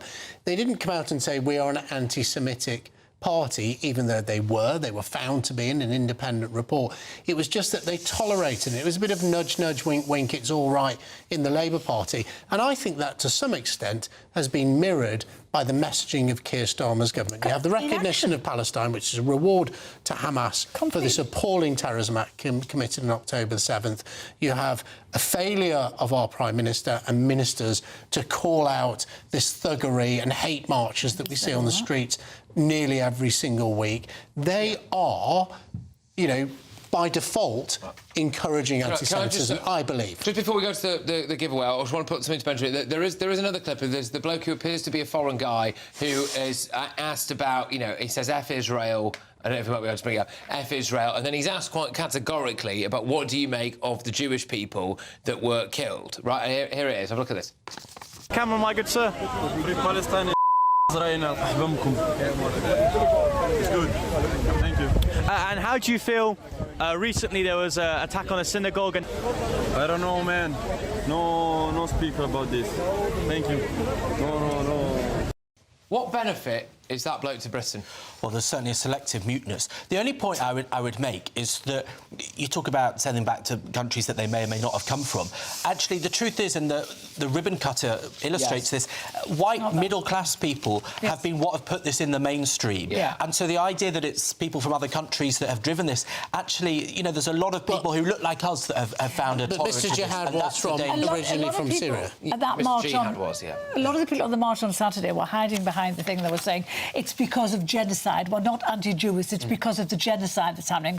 It's not, it's because they're anti-Jewish. It's really as simple as that. The next government should have 3 top priorities: deportation, deportation, deportation. Right, OK, there you go. Yeah, strong stuff. All right, OK, quite a bit more. Talking of deportation, actually, there was a chap that we tried to deport, but we didn't, and he just killed someone. But it's time now for the Great British Giveaway. Yay, 4-berth motorhome worth 74 grand, a whopping 30 grand in cash. Yes, here's how you can be in it to win it. You're not going to want to miss our greatest Great British Giveaway so far. You could bank an incredible £30,000 in tax-free cash to spend however you like. And if that wasn't enough, you'll also get to drive away in this brand new motorhome. With thanks to Marquis Leisure, this brand new 2025 Benamar Primero could be yours. It comes with all the mod cons you'd expect from a vehicle worth over £74,000 and comfortably sleeps 4 people. This prize package is worth over £104,000. And remember, if you can dream it, you can drive it away. For another chance to win, text WIN to 63225. One entry costs £2.50 plus 1 standard network rate message. Or text BONUS to 63225. 5 entries cost £5 plus 1 standard network rate message. Go to gbnews.com/win. Entries start at £2.50. Call 0903 686 3232. Calls cost £2.50 plus your network access charge. Or post your name and number to GB16 PO Box 8690 Derby DE1 9TT. UK only. Entrants must be 18 or over. Lines close at 4 p.m. on the 31st of October. The winner will be contacted live on GB News, week commencing 10th of November. Please check the closing time if listening or watching on demand. Good luck. Coming up, yes, all of tomorrow's newspaper front pages, some breaking news on the front of that Telegraph. Neighbours are claiming that they reported the Manchester synagogue attacker, Mr. Jihad, yes, to police 5 years ago. 5 years.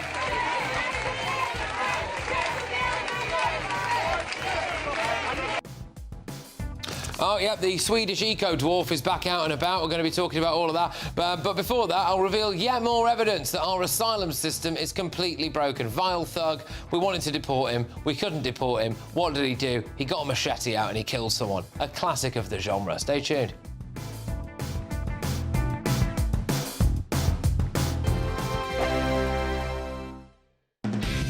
Decisions made in Washington aren't just shaping America, they're shaping Britain too.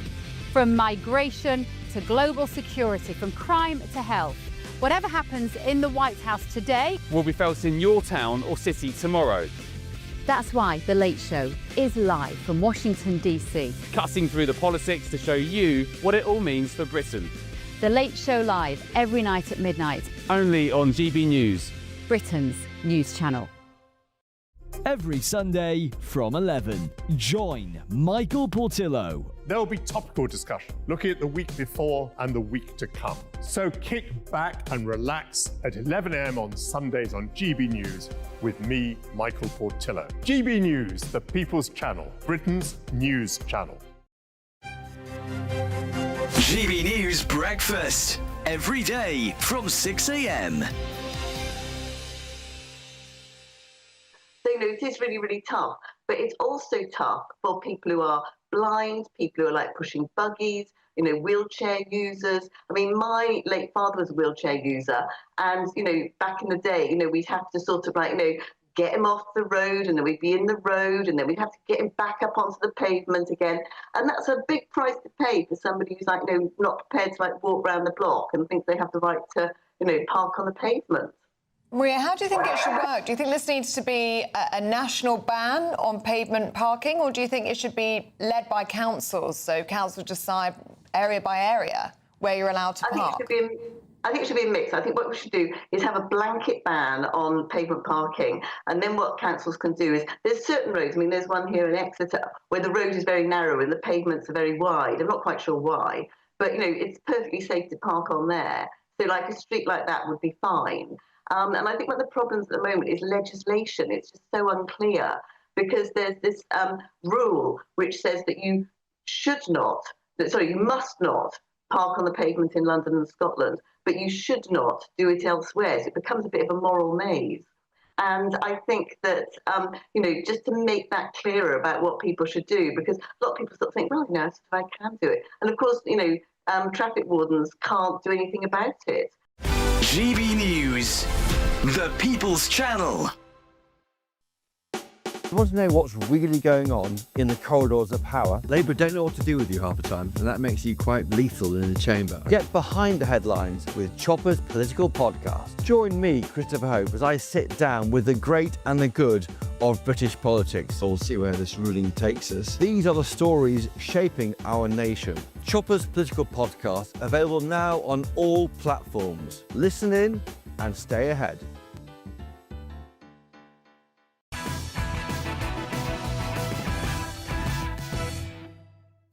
Welcome back to Patrick Christies. Tonight, what you're looking at there is the first sight of tomorrow's Daily Telegraph. And there's a story that's breaking in there, which is that neighbours claim that they reported Mr Jihad to the Manchester police 5 years ago. Serious questions to be answered there by the Metropolitan Police, who seem to be trying to hold the line that they'd never heard about him. Well, how did they heard about it? So we'll wait and see, won't we? I think there's much more to come about not just Mr Jihad, but I think several members of his family as well. First, though, a vile thug who went on a machete rampage that left 2 dead should never have been in Britain in the first place. So he's Jason Furtado, twice appealed against the Home Office's efforts to deport him to Portugal. Portugal, a safe country, not war-torn, a member of the European Union. His second appeal was dismissed in April 2022, whilst he was in jail for theft. Then, November 2022, the Home Office released him on immigration bail. Yes, those 2 words occasionally do get put together. What could go wrong on immigration bail? Less than a year later, he was part of a machete gang that viciously attacked and murdered 2 rival gang members in North London in 2023. I think it's yet more evidence, isn't it, of Britain's broken asylum system, the same system that, of course, let that Manchester synagogue attacker, Jahid al-Shami, come to the UK from Syria as a small child. The same system that allowed the parents of the Manchester Arena bomber, Salman Abedi, to come to the UK from Libya. I'm joined now by Rob Bates, who's the research director at the Centre for Migration Control. Rob, great to see you as ever. I mean, I hate to say it and sound flippant about it, but, this Portuguese machete man's a classic of the genre, isn't he? I don't think it's just a classic. I think this is now the archetypal example of a really, really depressing genre. What have we got? We've got an asylum-seeking family that was bestowed every benefit by the British state. We've got 2 left-wing judges preventing the Home Office from deporting this individual. We've got, of course, appeals to European law, which is now so ambiguous as well that it allowed those activist judges to interpret it in a way that meant this individual had to stay in our country. And then we've got the immigration bail, which is effectively when the Home Office throws its hands up in the air and goes, we've got no real chance of actually getting this individual, no matter how evil he might be, and in this case he's clearly very evil, out of the country. Therefore, we're just going to let him wander in the streets because we don't want to detain him for too long. And the real concern I have at the moment is we've got 19,000 individuals that are actually eligible for deportation, having committed really, really awful crimes in this country, who are just wandering the streets and have just been allowed back into the communities, often where they committed those crimes in the first place. The asylum system is now actively working against the British public, and I think it's time we had a conversation about whether it's needed at all. Well, quite, yeah. So he's the son of Angolan asylum seekers, isn't he? And we couldn't deport him to Portugal. I don't see why were we unable to actually just get him on a plane straight away? I mean, there's this, the words immigration bail. I mean, I don't think they should really be put together, should they? No, well, the reason why we couldn't deport this individual was because it was adjudged by 2 immigration judges that he was so well integrated into British society, and therefore removing him back to Portugal would somehow be an agreed thing to do. Interesting on that, Rob, because he was certainly very well integrated into gang culture, wasn't he? Well, exactly. And the prison system, by the end of it, I think it was 27 offences he committed over a series of years. If this is really sort of the standard for integration into Britain, you kind of realise why we're in the state that we are. This is a situation that, after the first few offences, should never have been allowed to escalate. I really think we need to have a situation where any foreign national, any national of another country, even if in many cases they're a dual national, commits a crime, then they should be out straight away. They shouldn't have access to these appeals, to these judicial reviews. And actually, the only consequence of those is the streets of Britain would be much safer if we kick these people out. Well, quite a few people like Gary Neville, obviously, would simply not accept this. But I think what people are frankly sick and tired of, and one of the reasons why we are seeing a lot of this proud nation's flags hoisted from every single lamppost that we can possibly see, is because people are sick of people needlessly dying and or being raped by people who shouldn't be here at all. So you've got, obviously, Mr Jihad in Manchester, Salman Abedi also in Manchester, vast swathes of Rotherham and Rochdale, by the looks of things, to name but a couple of towns and cities there that have had a really densely populated grooming gang problem, mostly from Pakistan. And then we've got this case now, the son of Angolan refugees. People have died and been raped by people who really should not be here. And that's quite infuriating, I think, to say the least. It really is, and that is quite obviously why people are so annoyed. And you see the condescension and the sneering that the political and media class enacted towards those people, projecting their concerns outside the Epping Bell Hotel as well. And, it's not just there as well. We've got, dozens now of towns and cities, literally dozens, where people being put up in these asylum hotels are being accused or have been convicted of committing really, really heinous crimes, especially against women and girls. And when you see people like Gary Neville coming out from their pulpit, sneering at those people that are actually on the coalface, they're in their gilded sort of communities, their gated communities, feeling very safe and allowing themselves to sort of proselytise towards us plebs. It really is quite insulting, and I think it just shows the sheer disconnect that does actually frankly exist in this country between ordinary people and those who hate this country and are actually enjoying quite a privileged lifestyle. Well, Robert, thank you very much. And, that was Monday's immigration shocker. So I suppose we'll just wait and see what happens tomorrow, won't we? But Robert Bates, see you tomorrow, Rob. Yeah, take care. As the Research Director at the Centre for Migration Control. Well, the Home Office has been on. They've said this. It is our long-standing policy not to comment on individual cases, but when foreign nationals commit serious crimes in our country, we'll always do everything in our power to deport them. This government deported almost 5,200 foreign national offenders in its first year in office, a 14% increase on the previous year. And we will continue to do everything we can to remove these vile criminals from our streets. OK, then. Coming up, I'll have the very first look at tomorrow's newspaper front pages, and I'll have some more detail for you now about how Jihad al-Shawami was apparently actually reported to police 5 years before he became a terrorist. Oh, and this is the moment you've all been waiting for, I believe. There we go. Yes, I'm going to take you live behind the scenes to the big GB News party at Tory Party Conference. You won't want to miss it. There you go.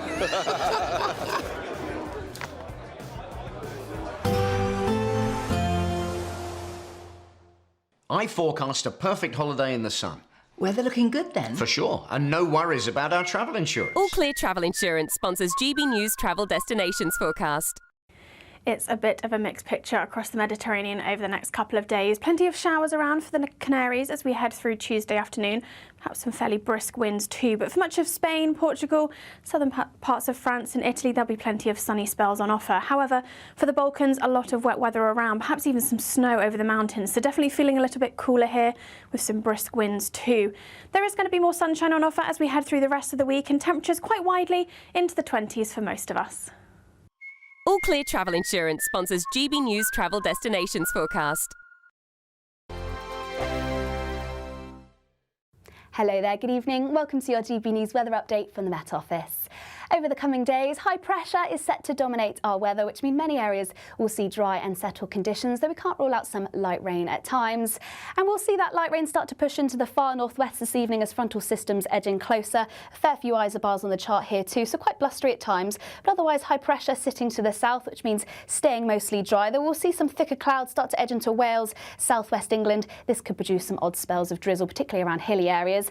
But the main source of the rain will be pushing into parts of Scotland, Northern Ireland. It's quite a wet start here and quite cloudy for many areas, so remaining mostly mild. Most towns and cities dropping between 11 to 13 degrees Celsius.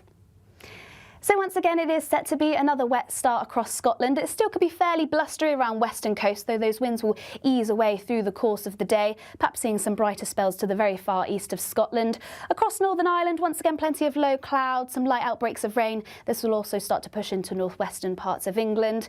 Wales and southwest England, once again, mostly dry, though plenty of low cloud, which could lead to a gloomy start and some patchy drizzle around hilly areas. Elsewhere, we could see some low cloud, mist and fog, but it should clear away fairly quickly through the morning and remaining mostly dry across much of England and Wales, perhaps more cloud around compared to this afternoon. Outbreaks of rain starting to edge into northern parts of England and Wales, but generally clearing across Scotland and Northern Ireland, so turning brighter here, just a few showers across the far north of Scotland. And it's still going to be warm in the sunshine, not quite as warm as this afternoon though, highs reaching around 17 to 18 degrees Celsius. Now, some remnants of cloud and rain could start to skirt its way into southern parts through the early hours of Wednesday, eventually clearing through the afternoon. But for most, it should be another dry day, sunny spells, more cloud across Scotland once again with some blustery showers. But high pressure remains dominating for the rest of the week, so it should be mostly dry, a little cloudy at times, and temperatures around about average for the time of year. Miriam, you can't be serious. Scrapping the triple lock on state pensions? Madness. Andrew, we just can't carry on pretending. The numbers just don't add up. We've got to be honest with people. We've got to face the facts. That's what people want. Well, that's what you get on GB News and on Britain's Newsroom. Lively debates, lively conversation. Britain deserves a newsroom that puts the facts and your voice first, and we're not afraid to hold power to account. And each other. So join me, Andrew Pearce. And me, Miriam Cates, for Britain's Newsroom, weekdays from 9:30 on GB News. The People's Channel, Britain's news channel. Britain was once the envy of the world. But look around. A nation that no longer knows what it is or where it's going. A country that's broken. How do we fix Britain? How do we bring it back? Friday night with Matt Goodwin at 8 p.m. only on GB News.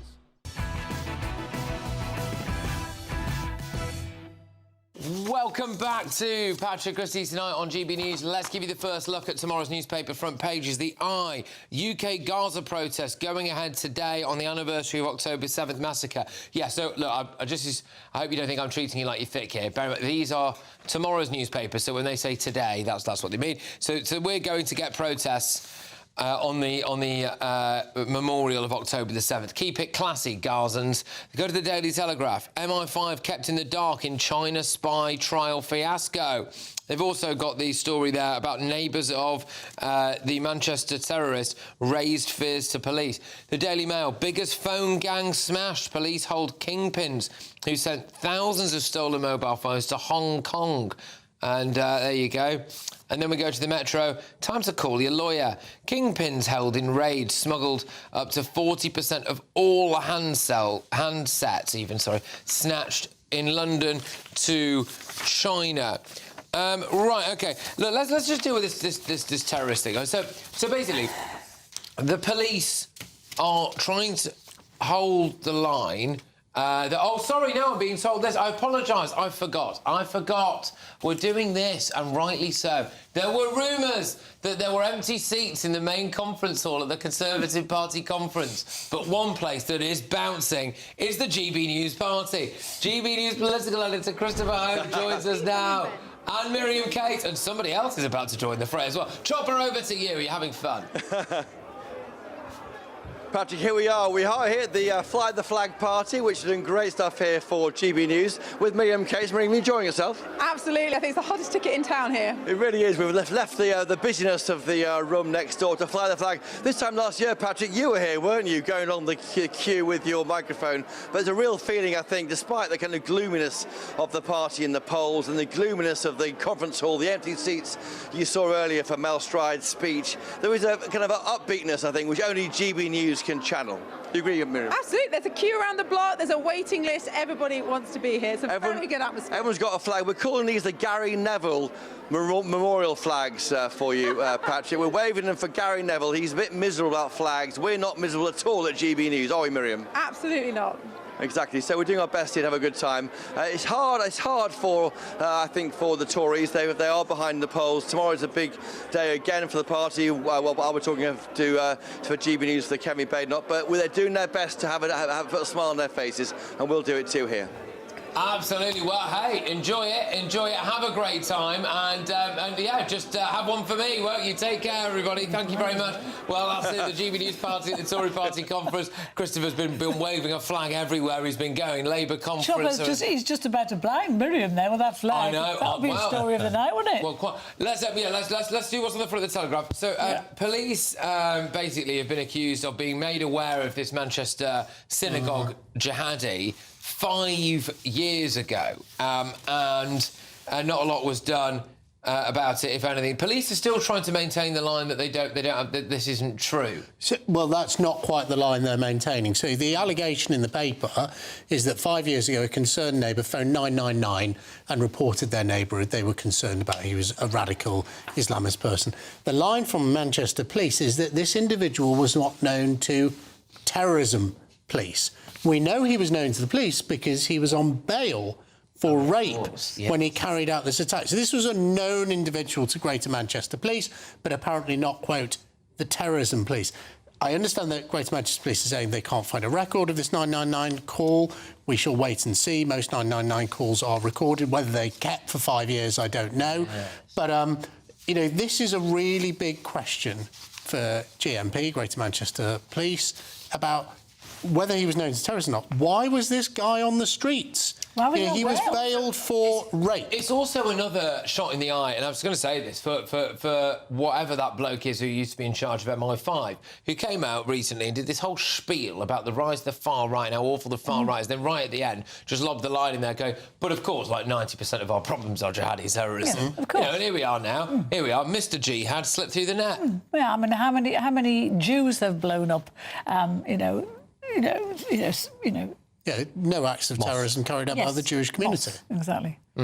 It is shocking that you know, the police have very definitely taken a side, both in Manchester and in London and everywhere in this country. They have taken a side, and it is the side against the Jewish people in this country. But generally, they have taken a pro-Palestinian side, a pro-Islamist side, and it is clear to everyone, which is why people want to fly their flags. Can I also just, I might as well actually stick with the front of the Telegraph, if you don't mind, because there's a story here from Robert Jenrick, who is saying, and I've got some more detail here, there we go, who is saying he will abolish the Sentencing Council when he addresses the Conservative Party conference tomorrow.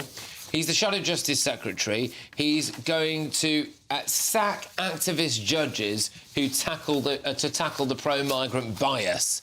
Can you sack a judge? Well, Robert Jenrick saying he will sack them. I thought they were independent of government. Well, he's going to sack them. How can you sack a judge? Well, we'll see the detail, I suppose, when Robert Jenrick speaks tomorrow. But what I would say is that while there have been some surprising judgments, often the judgments handed out on immigration cases ruffle a lot of feathers. It's judges rather than the government that comes to some of the surprising conclusions. But actually, the independence of the legal system, of the court system, is an essential pin of our democracy. But it's not true anymore, is it, unfortunately?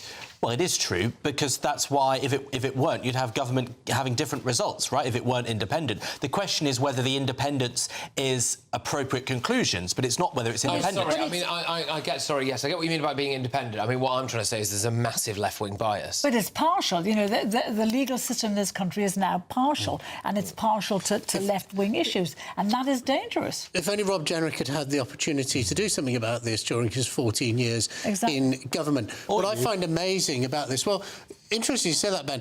I was campaigning publicly and on the record for Britain to leave the ECHR when I and the Conservatives were in power. This sort of Damascene conversion of Mr Jenrick and Camila Badenoch, it's really hard to believe, because when they were sat round the cabinet table with me and I was campaigning, I wrote about it in national newspapers, we should leave the ECHR, they said nothing. I mean, and Sunak made clear we weren't going to leave the ECHR. I'd almost forgotten Sunak was Prime Minister. Yes, he was Prime Minister. He made it clear we weren't going anywhere. Also, of course, there's been a lot of criticism of Shabana Mahmood, the Home Secretary, and letting these protests go on. In fact, it's up to the police. She doesn't have the Home Secretary, regardless of who they are, doesn't have the power to stop it unless there's a riot. You say that. Suella Braverman said the same thing and lost her job as Home Secretary. She was moved on. And so, you know, it's not as though the Tories let it happen. So pass a law. She's the Justice Secretary. Pass a law.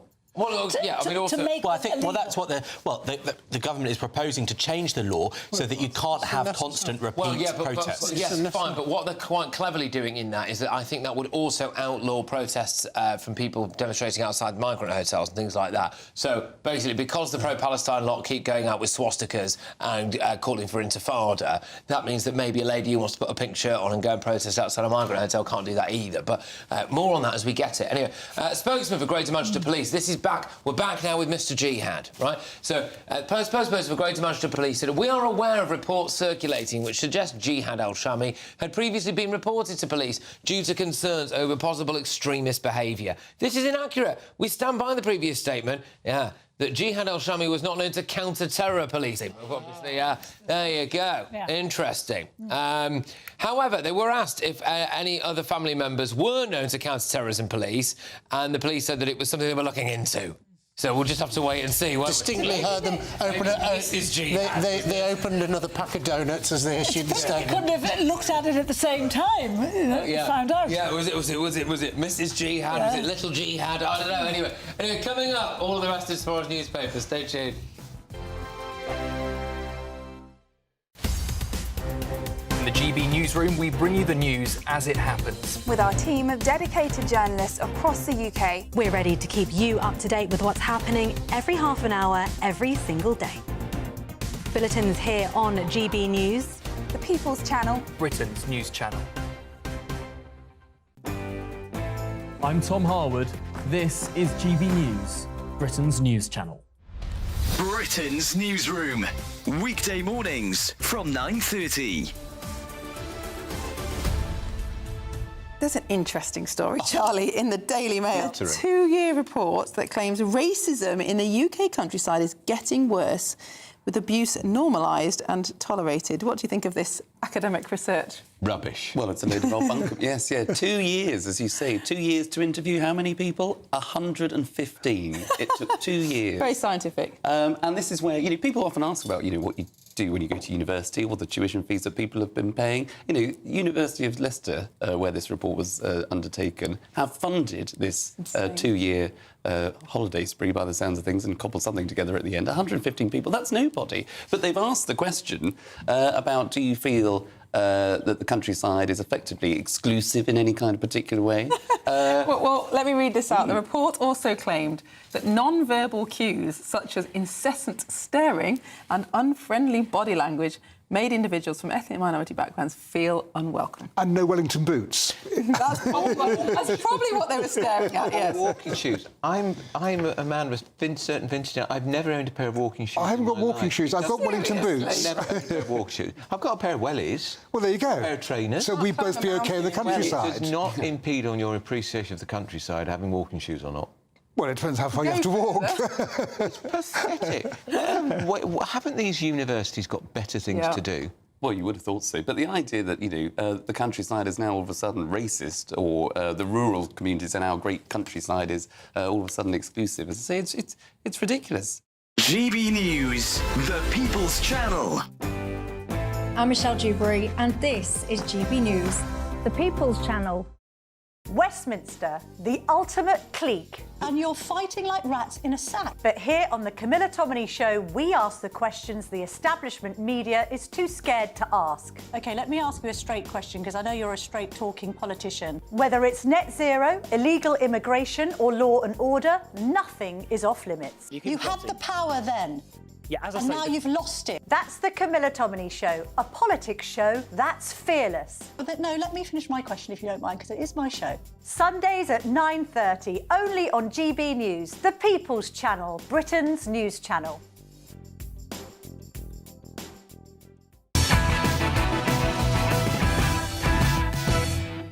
Good time. Hello, welcome back. So let's do with the rest of tomorrow's front pages. The Times.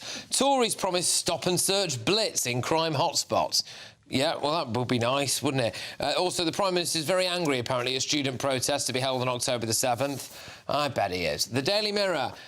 Mirror on the Gaza border, hope in hell. Peace talks begin. By the way, I should point out that on several national newspapers there is, of course, tributes to Gilly Cooper, the author who has sadly passed away. The Daily Express, Tories pledge blitz on scumbag store thieves. The Guardian, Labour's new visa rules put NHS at risk. Warn nurses. Well, given the fact that, like, several thousand people on a care worker visa just mysteriously went missing last year, that I'm, maybe I don't believe that, but anyway. Also, Gilly Cooper, 1937 to 2025. May her hereafter be filled with impossibly handsome men and devoted dogs. That's what they got on the Guardian. That's a comment by the Queen. Gosh, yes. Really? Yeah, really lovely comment by the Queen. They were old friends. And, she pioneered the bonker buster, years ago. I mean, I remember as a young woman reading all her novels, and I wanted to be in those novels. I wanted to be the heroine of those novels, because they always got their guy in the end, but they were always good women, these heroines, and they always got their man in the end who adored them. And I love that.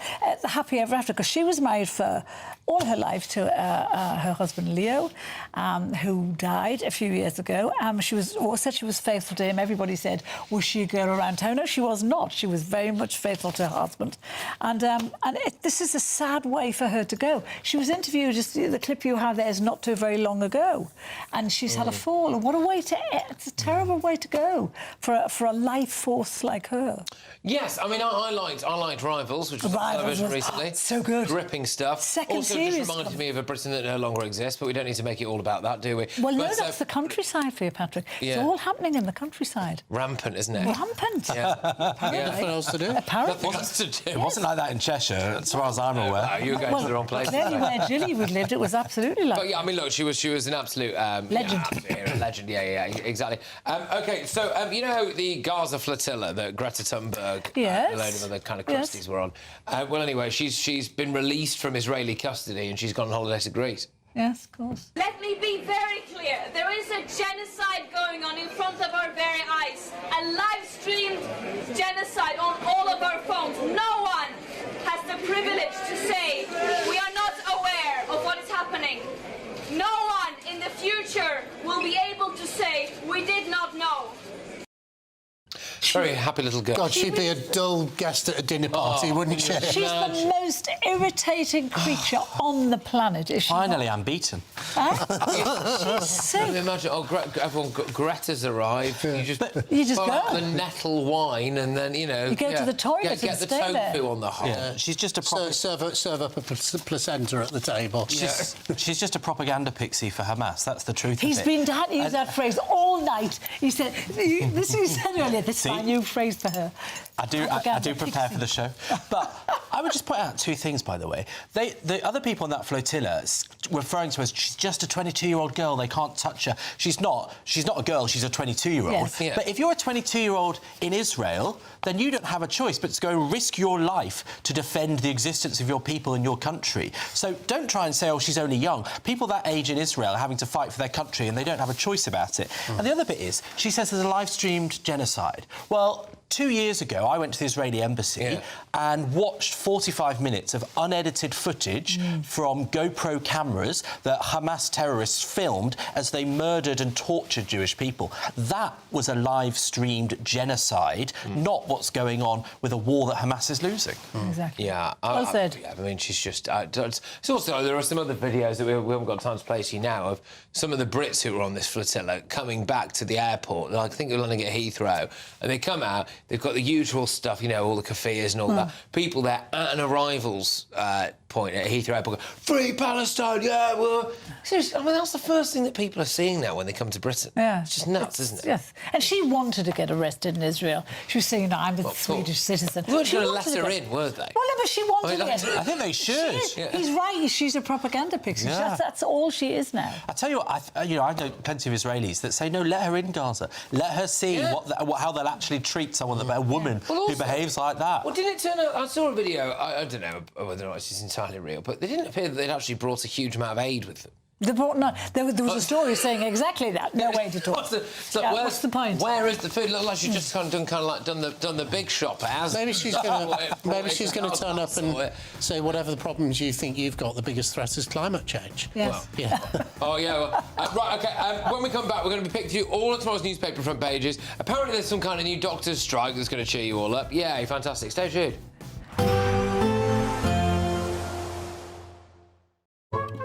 Today's outlook: cool, calm and completely horizontal. Boxed Aircon sponsors the weather on GB News. Hello there, good evening. Welcome to your GB News weather update from the Met Office.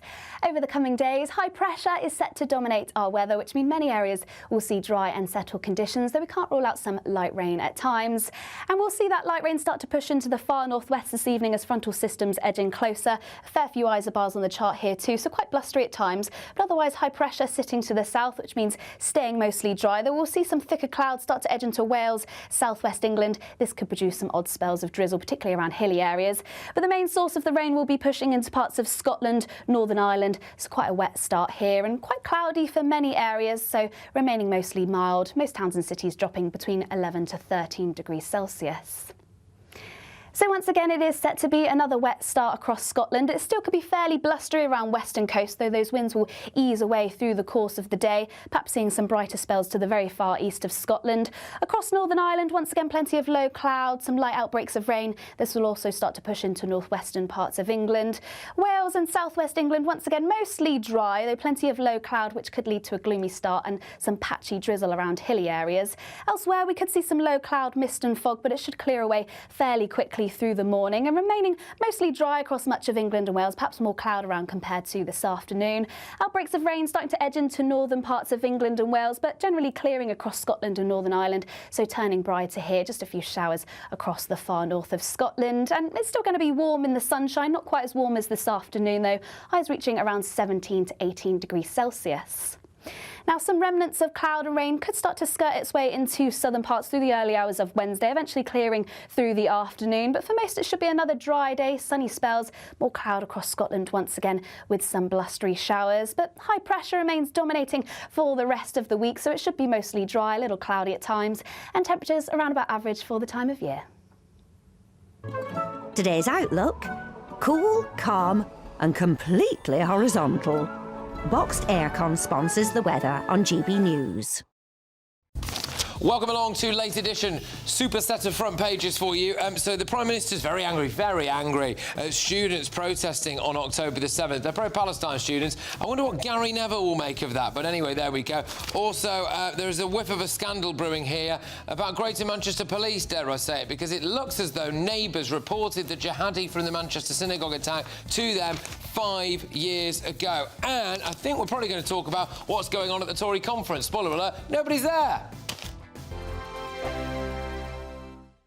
You could bank an incredible £30,000 in tax-free cash to spend however you like. And if that wasn't enough, you'll also get to drive away in this brand new motorhome. This brand new 2025 Benamar Primero could be yours. It comes with all the mod cons you'd expect from a vehicle worth over £74,000 and comfortably sleeps 4 people. This prize package is worth over £104,000. For another chance to win, text WIN to 63225. One entry costs £2.50 plus one standard network rate message, or text bonus to 63225. 5 entries cost £5 plus one standard network rate message. Go to gbnews.com/win. Entries start at £2.50. Call 0903 686 3232. Calls cost £2.50 plus your network access charge. Or post your name and number to GB16 PO Box 8690 Derby DE1 9TT. UK only. Entrance must be 18 or over. Lines close at 4 p.m. on the 31st of October. Please check the closing time if listening or watching on demand.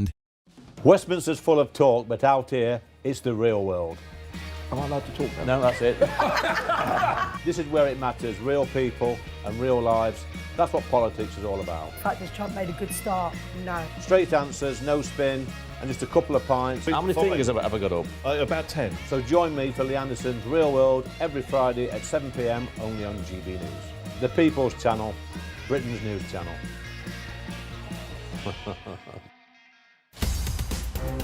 From the GB Newsroom, we bring you the news as it happens. With our team of dedicated journalists across the UK. We're ready to keep you up to date with what's happening every half an hour, every single day. Bulletins here on GB News. The People's Channel. Britain's news channel. From the school run to the home run, watch a new show for all of Britain.